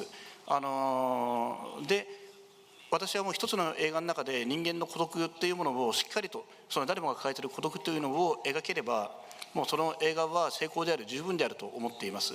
で言葉というのは結局その言葉、どんなに言葉を尽くしても人間と人間の間に距離がある。これを例えばニーチェは「ツァラトゥーストラ」を書く働きの中で結構言葉というのは幻の橋であるっていう個々のことを離れた島とをつなぐ幻の橋であるっていうでもそれは結局幻でしかないっていうような形でその人間の断絶というのを描いてるんですけどでも幻であってもやっぱり言葉があるということはやっぱりとても大切なことですよね。なので私にとって言葉というのは絆を描くためというよりもむしろそこの個々の溝その個々の離れているという距離を描くためにあるものだと思っています。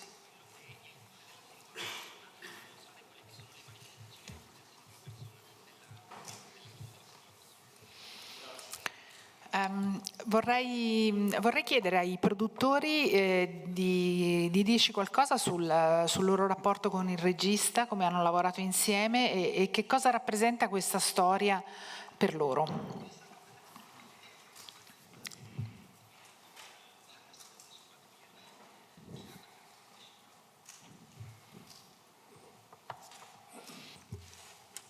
はい、名古屋テレビの服部です。そうですね、我々名古屋テレビは深田さんとは、今回の「ラブライフ」で3本目の作品になります。これまでの作品もそうだったんですが、監督先ほどおっしゃったように、孤独というものが、テーマになっているかと思いました。で、脚本を最初に拝見した時に大変素晴らしい内容だなというふうに思って、ぜひ参加したいというふうに思いました。家族一番近い存在であってもですね、違うその中での孤独、そうですね、人と人とはそもそも、違うもの、その違うものを受け入れていくというそういう多様性みたいなところは今描くべきテーマだなというふうに感じましたので、今回参加させていただきました。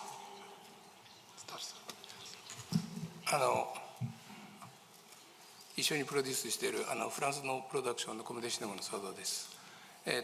僕も深田さんとはもうこれで4本目ぐらいちょっと関わって一緒にやってるんですけど、今回のこの映画の中で今出てきた質問の韓国という問題なんですけども、日本と韓国の間にいろんな、歴史的な意味もあって、映画の中で、韓国のものを入れる時にはいろいろとやはりみんな気を使って考えたりするところは歴史的なものも含めてあると思います。ただ日本の映画の中で監督が国境を越えるっていうのは非常に難しいと僕はいつも思ってるんですね。そうすると今回深田さんの方がこの映画の中で見事に僕は国境を越えてくれたなと思ってるんですね。本当にいわゆるある一つの根底にあるレアリズムの中から見事に日本から韓国の状況の方に入っていってくれた。それでいろいろとどんでん返しがあって映画も面白かったと思ってるんですけれども、そういう意味でそれを踏まえていずれ次回は深田さんの方にももう監督自身が今度もう国境を越えて、ヨーロッパなんかで一本映画を撮ってくれればいいなと思ってます。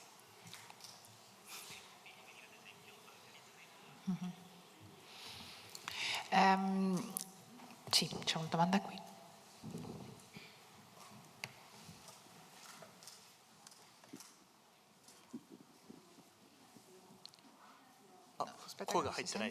Ah, フリーランスの記者の林と申します。よろしくお願いいたします。深田監督、ベネチアのコンペ入りおめでとうございます。ベネチア入りする直前まで深田監督は日本でフランスにある映画の支援機関でCNC というセントナショナル・ドゥ・シネマリマージュアニメというフランス国立映画動画センターがあるんですけれども、こちらをモデルとした支援機関を日本で作ろうということで現役の他の監督是枝裕和監督とか諏訪信弘監督なんかと一緒にすごく精力的にベネチア入りするギリギリまで動かれていました。でそのこの動きはすごくこれから日本映画がより良き方向に動くための大きな一歩だと思いますので、ぜひ世界の日本映画ファンの方にもすごく注目していただきたいと思っていることなんですけども、今回深田監督はもし今まだ日本版の CNC というのはできてないんですけれども、もしできていたとしたらこの「ラブライフ」でこういうところで使えたんじゃないかですとか、なんかこう具体的に希望なんかがありましたでしょうか。よろしくお願いいたします。はい、ありがとうございます。今お話しいただいた通り、日本映画という現状は非常にまだまだ多くの問題を抱えています。で、それはやはり他国と比べてなんですけど、例えばフランスや韓国と比べて非常に文化予算が少ない。で、映画への助成金も少ないという。で、アメリカのように寄付税制が整っていないので、民間や個人からの文化への寄付というのも非常に多くありません。そういった多くの問題を抱えている中で、やっぱり一番分かりやすいのは、今お話ししているフランスにはなんか CNC という国立映画映像のための公的な機関があって、韓国にはいわば韓国版 CNC といえるようなそのコフィックという韓国映画振興委員会、やっぱり映画の振興のための機関があるに対して、日本にはそれがないがために非常に助成制度がただでさえ金額が少ない助成金のその使い方も非常にやっぱり遅れているんですね。韓国やフランスと比べてきめ細かさが非常に足りない。で、例えば今回もしその日本に CNC があったとしたら、例えば企画開発ですね、脚本開発の時におそらく助成金をまずもらうことができただろうと思います。で、またその制作資金というのも、今回やはり名古屋テレビさんという非常に大きなその会社が私の作品を支えてくれたので、なんとか無事に取ることができましたけど、日本から今回の作品実は文化庁から助成金もらってるんですね。これちゃんと言っておかないとね、文化庁の人に怒られるんで、フランスの政府 CNC からもこの作品はシネマドモンドのフランスの外国映画のための助成金をもらってるんですけど、文化庁からも助成金をいただいています。で、ただやっぱり文化庁の助成金というのはやっぱりまだ使いにくい面が多くて、例えばそのフランスの助成金というのは撮影前と撮影中と撮影後の3回に分けてもらうことができるのに対して、日本の文化庁の助成金は完成して文化庁に完成しましたという試写をやってようやくもらえるお金なので、つまり2000万円近い金額を立て替えれる資本力がないとそもそも使えない助成金なんですね。なので本来はそのインディペンデントのための助成金でありながら、本当にいわば資金力のない中小の映画会社は使いにくいという制度になっているなど、非常に多くの問題を抱えています。で、この助成金の問題というのはやっぱり多様性の問題に直結しますね。やはり表現というのはその当事者における多様なフィードバックというのが重要なので、本来は例えば貧富の格差やそのどこに生まれたかやジェンダーの格差に関係なく、その芸術表現でフィードバックという表現というのができなくちゃいけないし、その映画はあらゆる人が見れないといけない。しかし今の日本だとやっぱりそういう状況にはなっていなくて、自分自身も今42歳で映画監督ですけど、やはり今ここに座っているのは努力と才能だけではなくて、いろいろ恵まれていると思っています。やっぱり私は首都である東京出身なんですけど、東京生まれというだけでもやっぱりすごく有利ですね。その家賃をいわばその実家のサポートを受けながら若い時には映画を作れるというのも、やはりそういった格差を今後日本映画界ではきちんとなくしていって、誰もが映画に携われるような状況を作ると、結果として10年後20年後にはすごく多様な今以上にいろんな種類の多分日本映画を皆さんにお届けできるようになるんじゃないかなと思っています。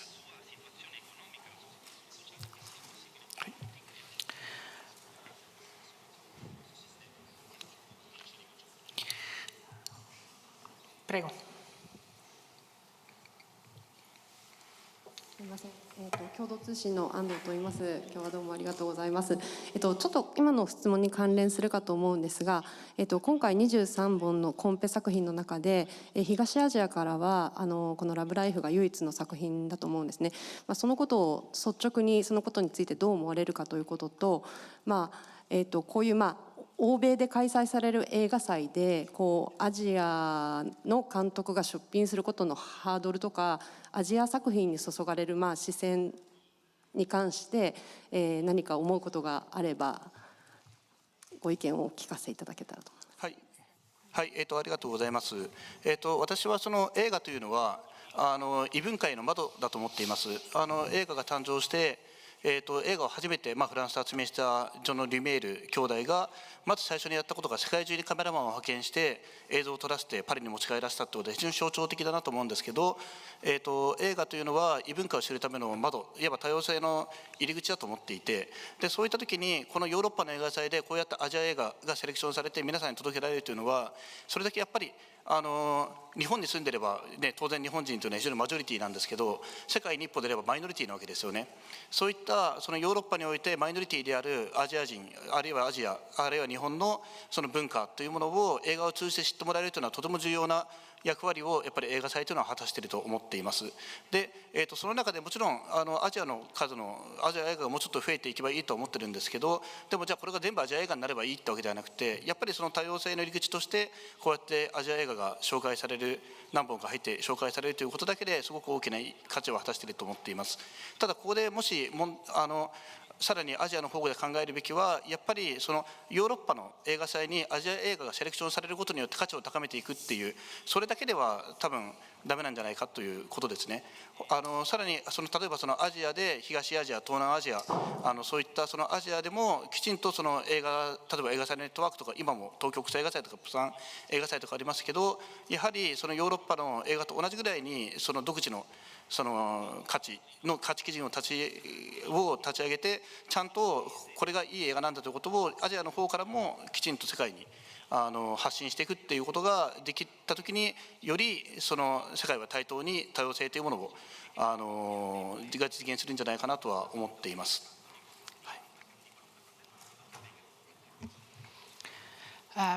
Se non ci sono altre domande in sala, salutiamo i nostri ospiti, ringraziamo per il film, grazie e grazie a tutti voi. Grazie. はい、ありがとうございます。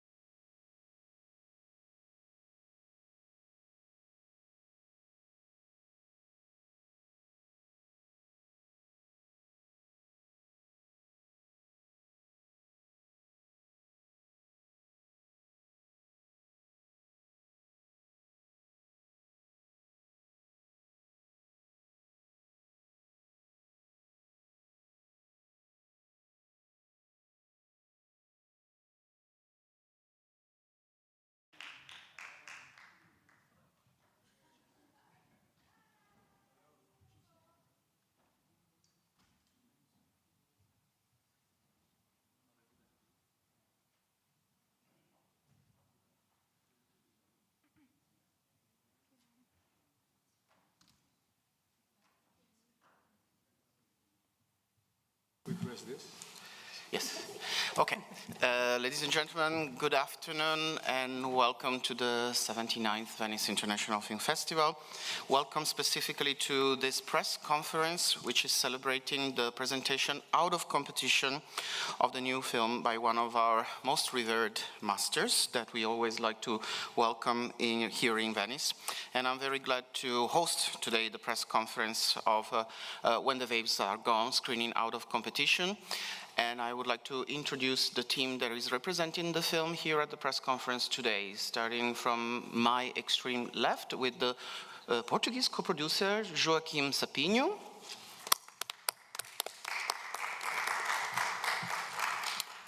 And then with the two producers from the Philippines, and well, originally from Malaysia as well, Bianca Balbuena and Bradley Liu. And of course, it's always a great honor to have the master, the director and scriptwriter of the film, Lav Diaz.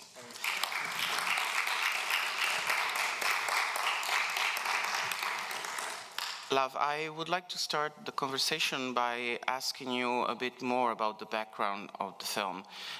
We know this is a film that is very much rooted in the specific reality of the political situation of the Philippines, but I would like to ask you to tell us a little bit more on how you came up with this specific story, with these two characters, and how they connect with the reality that you wanted to comment on. Thank you so much. 5 years ago. It's a different story. It's about a gangster, and we weren't able to do it. And through the years, I thought we're not going to make it anymore. And by that time, Bianca said we're ready, because Arte France and Rosa Films, they were helping. I changed the whole thing when we shot the film. And we did some, like 3 periods of shooting before the pandemic came. That the Al volcano erupted. This is early 2020, and we went straight there after a few days, and we started shooting. And then the pandemic came. There's this big lockdowns everywhere, so we stopped. And then after a few months, we started shooting again, and that became the film. Although we shot a film later in Lisbon as part of the deal, no, we just retained the middle part of the period of shooting, and it became When the Waves Are Gone. It's totally different from the original story of the film, from a gangster film to some kind of investigator who was like investigating his own soul.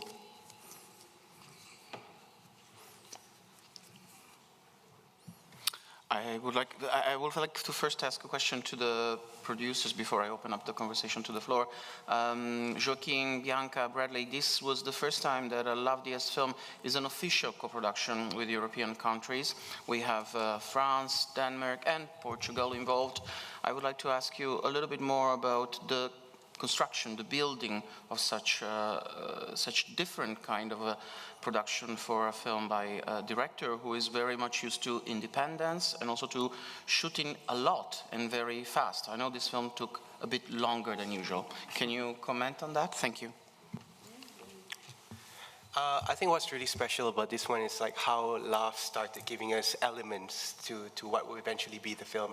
So he spoke about the fact that he was very excited to go back to film, a medium that he has not touched in over 21 years since Batang West Side. So he first said, we're going to do it in film, 60 millimeters. And then the second one, he was saying that he wants to do a film noir, or rather a retelling or his version of interpretation of film noir. You know, a story about revenge, a story about a mentor and a mentee, a story about, you know, the exploration of guilt and how it consumes people. And then finally, he actually said that, you know, like, why don't we try, you know, he was very open when we suggested that, why don't we try something different? Why don't we go on the route of this international financing, finding partners from around the world to collaborate with?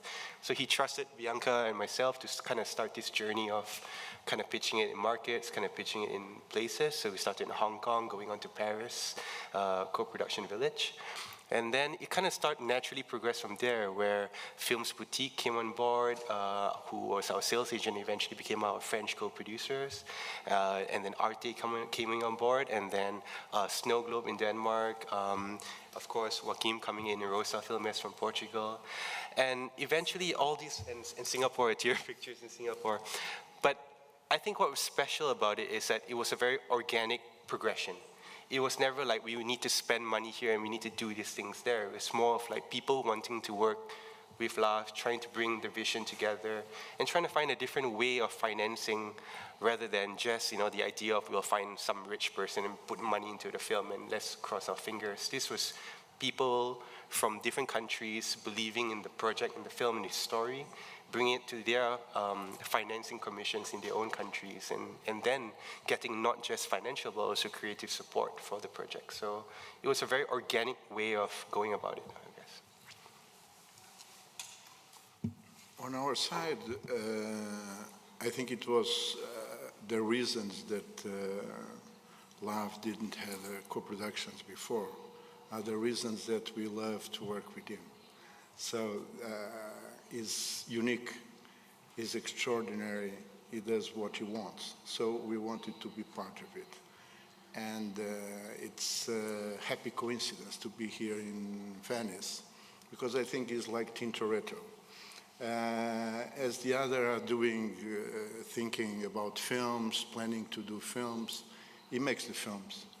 And Tintoretto can paint a room in 2 days, and LAV Diaz is like this. So on our side, it was really what he is, his ability to portray reality in a totally different way from other directors. And the fact that he fights for it and cannot stop fighting for it, it's the reason because we love to work with him. So it's an honor to be part of this gang. You don't want to add anything, Bianca? Okay, no, please. Also, I think working with LAV for a few films, we have kind of earned the trust and respect from him. So he was very happy to wait a little longer and be patient with this co-production structure, which took years. And I think he was also, although he's an auteur, he was very open to collaborate. And it was a perfect creative spirit from different countries. And as we know, some people, they really label LAV's cinema as free cinema, long cinema, contemplative cinema. But ultimately, for me as a producer, I think his films are a cinema of resistance, especially in a time where fear is instilled among people. And I think he gives perspectives that leads to a greater discourse. And I think that's really what's powerful about the cinema of LAV Diaz. And I have always been a fan, even if working with him a few times already. I think there are already questions from the audience, so please 1 and 2 over here. Thank you. Hi, congratulations on the film, LAV, and you're one of the more daring directors in the Philippines, and I admire your guts. But this is under the fiction category, but I know it's inspired also by what's going on in the Philippines on anti-drug of the former president. So can you talk about that? What is more fiction and what is the fact? Well, when we started structuring, I started structuring the film around the early 2020s. It's already, there's like thousands already have died under the Duterte regime. And at that point, people are already inured with the violence and they don't mind it anymore, and only a few voices are heard. And for me, there's an urgency to chronicle all these things through the medium. And that's why I still believe in the medium that it can do things. So there's a reason that I shifted the story to that. Practically a police story, but it's on that idea that he's also having some problems with his, with what's going on. He questions what's happening. Yeah, that's basically, we were in the middle of this bloody Duterte war, his so-called war. But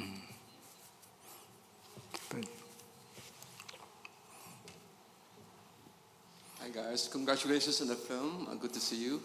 I believe this film is one of the first, or maybe one of the first, or if not the first film to tackle the bloody drug war in the Philippines. So I was wondering, when making the film, was there any like nervousness or anxiety, or especially now that it comes out, even though President Duterte is no longer in power, do you still feel like a little bit of nervousness or anxiety about, exposing what happened? yeah, he's a murderer. So murderers, act like murderers. So they're so vindictive. Duterte is a very vindictive person. The very first act that he did when he became president was to create, these fake charges against Senator Laila de Lima. When he was mayor of Davao City, Laila de Lima was the head of the Human Rights Commission of the country, and she investigated all the killings. Even then, 30 years ago, he was doing the killings already. So de Lima started investigating the mass killings in Davao, and of course, Duterte took note of it. When he became president, this is the first act that he did, to put de Lima in prison by creating all these trump-up charges against her. So it's dangerous. Until now, of course, it's very dangerous, Yes, please, again. And what also inspired you about this movie is the Pietà photo of a girlfriend cradling the body of her boyfriend, which was really very moving, and it tells the whole story about what's happening. So can you tell us, maybe just for the benefit of everybody here, what about that Pietà photograph, and if the actual photographer has seen the movie or not yet, and what were your discussions about it with him? I believe his name is Rafi Lerma? Yeah, Yes. the photojournalist's name is Rafi Lerma. In January 13th of 2017, something like that, he took a photo of one of those killings. It's like a Pieta thing, They were there a few minutes after he was killed, and the girlfriend was cradling her. And when it came out on the front pages of Philippine Daily Inquirer that day, the world took notice. Washington Post picked it up, New York Times picked it up, CNN picked it up, and suddenly the world took notice of what's happening in the country.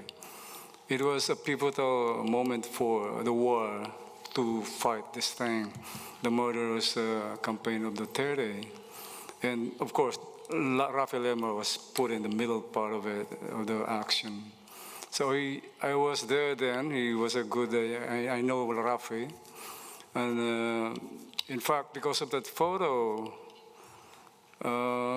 his life was threatened as well.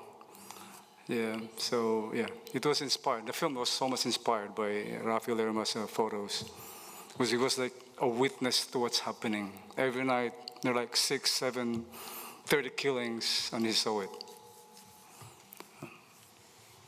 And I think Rafi Lerma was supposed to act in the film. He said no, but there's a character playing his, there's an actor playing his character in the film. We asked him to be part of the film, but he's a very shy person. He'd rather work behind the scenes. Prima il signore, poi la signora. Yes, hello.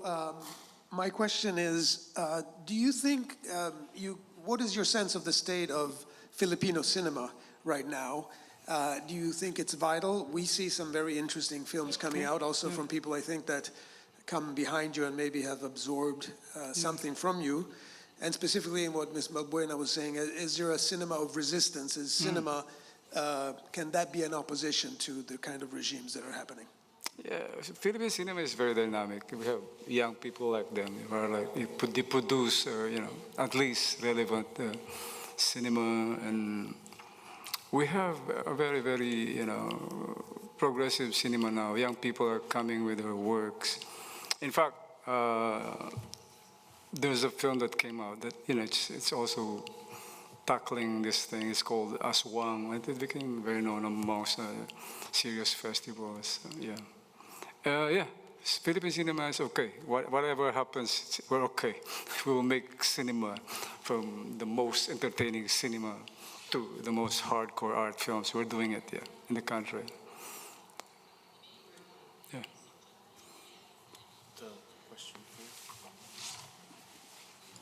Love, you're always known to make long films and also mostly in black and white. Is there a special reason for that?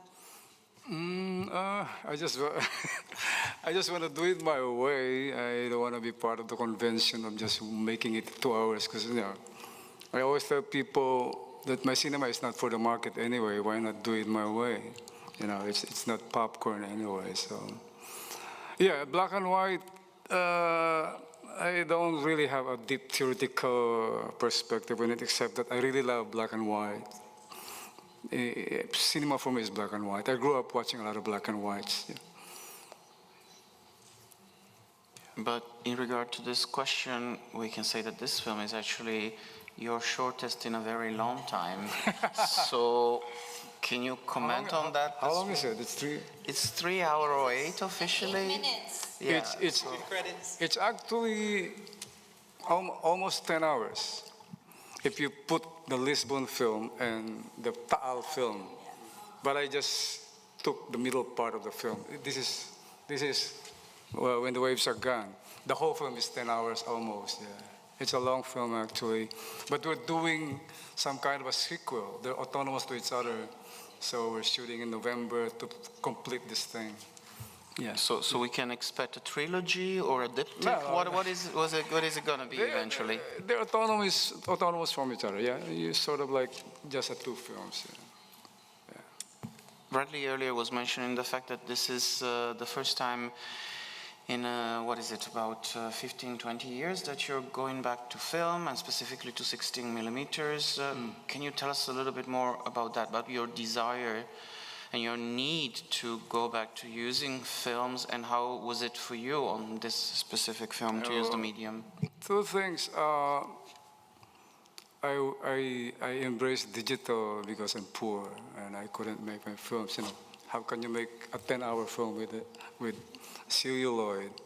When I was starting doing Evolution of a Filipino Family, which became almost 11 hours, we were shooting it in 16. A roll of 16 is $80 then. This was mid-90s. And I had to do 3 jobs in New York to be able to buy the rolls. And I had to, put them in a refrigerator, wrap them, and wait for the right moment to shoot them. And it took me 11 years to finish the film. I really had to, by the early 2000s, I need to embrace digital to be able to make my films. Because I couldn't make films with celluloid anymore. It's so expensive. And when the chance came to do 16, I brought the idea to them, and they said, "Okay, let's go for it." Joaquim and Bianca, and they said, "It's okay, let's go." In fact, we're talking before coming here in the boat. We're gonna shoot the second part of this film on 16 again. Yeah, celluloid. Please. I'd like to ask a similar question to the producers this time. Coming up with this film is actually an act of bravery and courage on your part. So tell us, did you have any qualms, or right now that this film will actually be shown in Venice, so it will bring more attention to the bloody drug war. So how do you feel? Do you fear anything, or this is just like an act of bravery or boldness on your part? It's a very dangerous and sensitive film, I admit, but with what's happening in the country right now, we're big machinery revising history, Filipinos themselves believing in fake lies or fake news, economies crashing, and no value for human life. I think all the more we need to resist, all the more we need to stand our ground, and all the more we need to be brave. my parents always ask me to, don't say anything in social media, just be quiet. And I feel like if I won't, no one else will. It has to start from somewhere. So, yeah, I'm used to, in the middle of that Duterte drug war, we were in Berlin and we were having the press conference and he was like saying, Duterte, motherfucker. And he was still president. But I guess, I'm not sure if it's a good thing or a bad thing that the government in general doesn't really look at cinema as an influential or powerful medium in the Philippines. Maybe it's good for us, but I don't know, yeah. But I think this is the way to be. Right now, you can't just make films that just exist. It has to say something. It has to move people. It has to push people to push another people to push another people, and then it becomes a revolution. Yeah. Thank you. Let's see. He's ready to be red tagged. I think that the issue can be, this issue is more broad. So the question Lav was saying in an interview, that the question is a question of truth. So this is not only a Filipino issue. It's a crucial issue in our era. And it's not only coming from one side, or it's coming from all sides. People don't want to listen to the truth. So, and this is new, coming from all sides, that people don't want to listen to the truth. So in terms of what I think it's amazing about Lav is that he's saying the truth. So, and people don't want to listen. So we need to accept this, because on the contrary, we couldn't support a director that is doing something unique.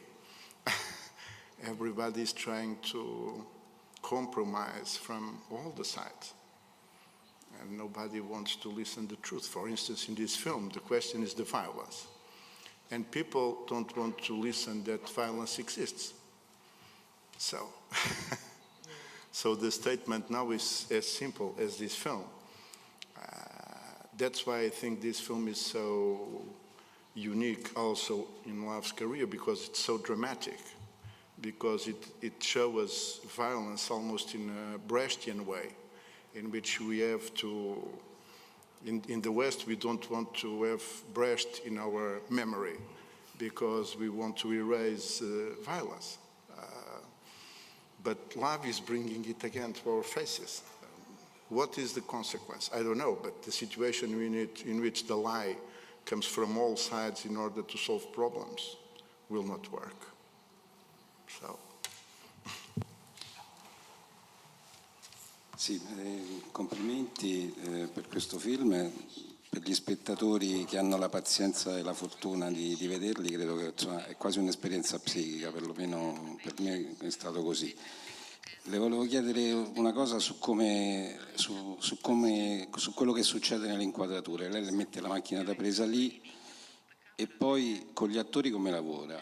C'è tanta scrittura prima, fate delle prove, dà delle indicazioni sommarie e poi lascia che le cose accadano? Io ho la sensazione che è un po' di tutto questo, però avevo il desiderio di sapere appunto che cosa succede appena parte il chuck.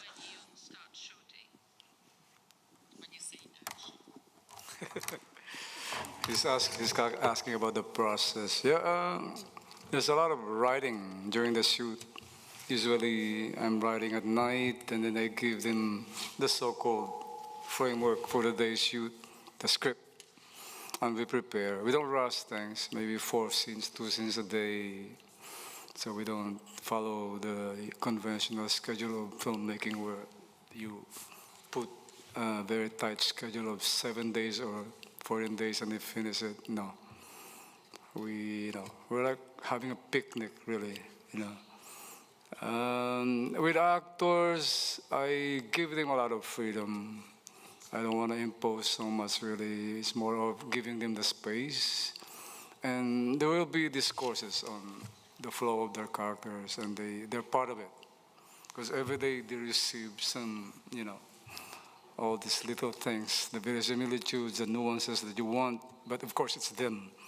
So it's always that work in progress every day. We follow threads. There's no actual, framework where this is the thing that we will shoot. No, it's open. We're discovering things every day together. Me too, as a filmmaker, I'm discovering things as I'm shooting.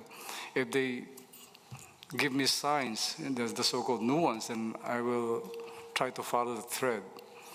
Or if, when I'm writing, there's an idea that comes and it's open, I will try to follow that. It's important to follow that because it's giving you something. Yeah, it's very open.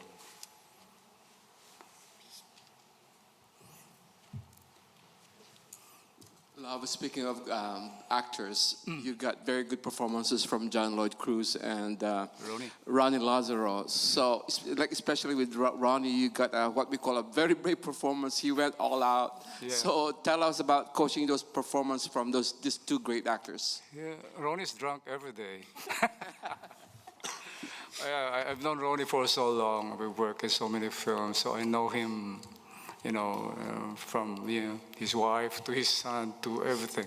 We're from the same Ilongo tribe, so we often have coffee. We fight like brothers, and I know him really well. But I don't know him when it comes to how he delineates with these characters. He's a really very mysterious person, and he's really into it. Every time I gave him a character in my films, he's the one who's very active. He will come to you in the middle of the night and he will tell you, I'm not really satisfied with what we did today. Can I add this? Can I add this? Can I have this? Can you give me this? And he's like that, very demanding in a way. Very demanding. And I give him that freedom. Okay, I always tell him, I don't talk too much. I give you the freedom. Just do it. I just observe you. But he will keep talking to you, because he's always drunk. With John Lloyd, it's the same. He's the same. I thought I knew him, but when it comes to them, going for their characters, they're dangerous.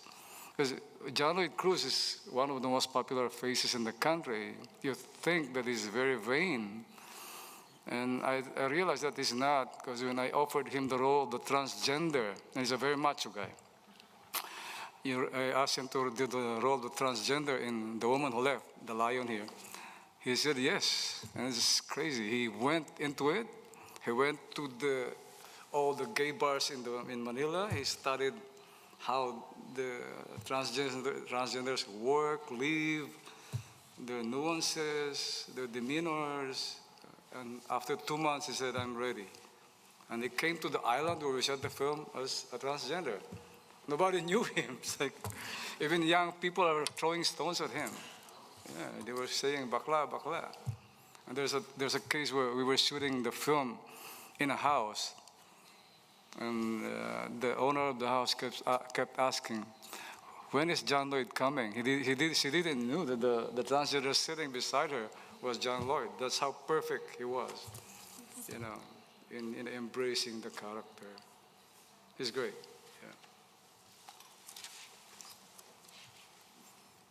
Just to clarify one thing, bakla in Tagalog is a curse for faggot, like in English. Thank you.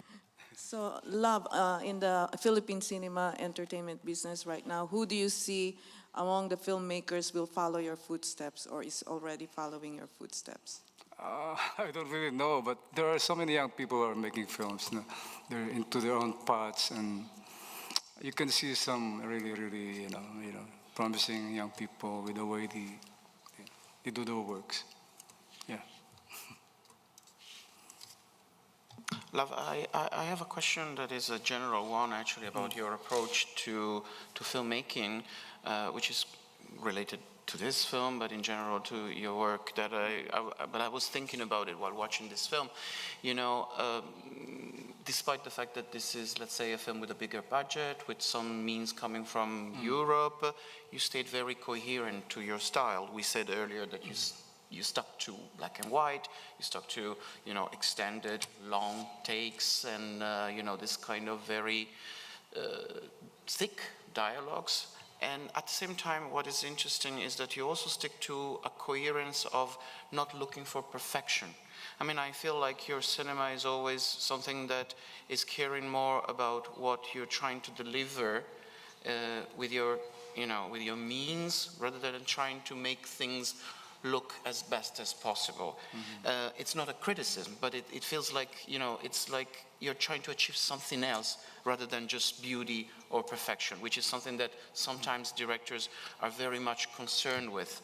So what is your search for when you are, fashioning your images and your work with the actors? I mean, it feels to me that paradoxically there is something so intense in the imperfection of your films. Yeah, I don't want to go through a process where, you look for the clean things, because you can't find anything in clean places. You go for the dirty things, go for the, you enter the quagmire because it's there where you find so many things. It's the simple principle of just, digging. You dig dirt and then you'll find gold. You dig the hard stones and you find the diamond. So it's just a simple process of just, if you look at the broad things like understanding humanity, in a way, understanding my own soul. Why is it like this? So why is life so dysfunctional? So you don't go for the functional, you go for the dysfunctions so that you can understand it. It's one way of, attacking. In cinema, it's like that, If you want to make it clean, then you're gone. Yeah, for me, I want to make it dirty, I want to make it impure, if there's such thing as pureness in cinema. There's no such thing as pureness, Yeah. There's only, this vast universe of just, understanding things. Yeah, it's the mystery of life. It's like that, you keep searching. Thank you so much, Love, for sharing this insight on your work, and thank you so much to the colleagues who stayed for the press conference. Thank you.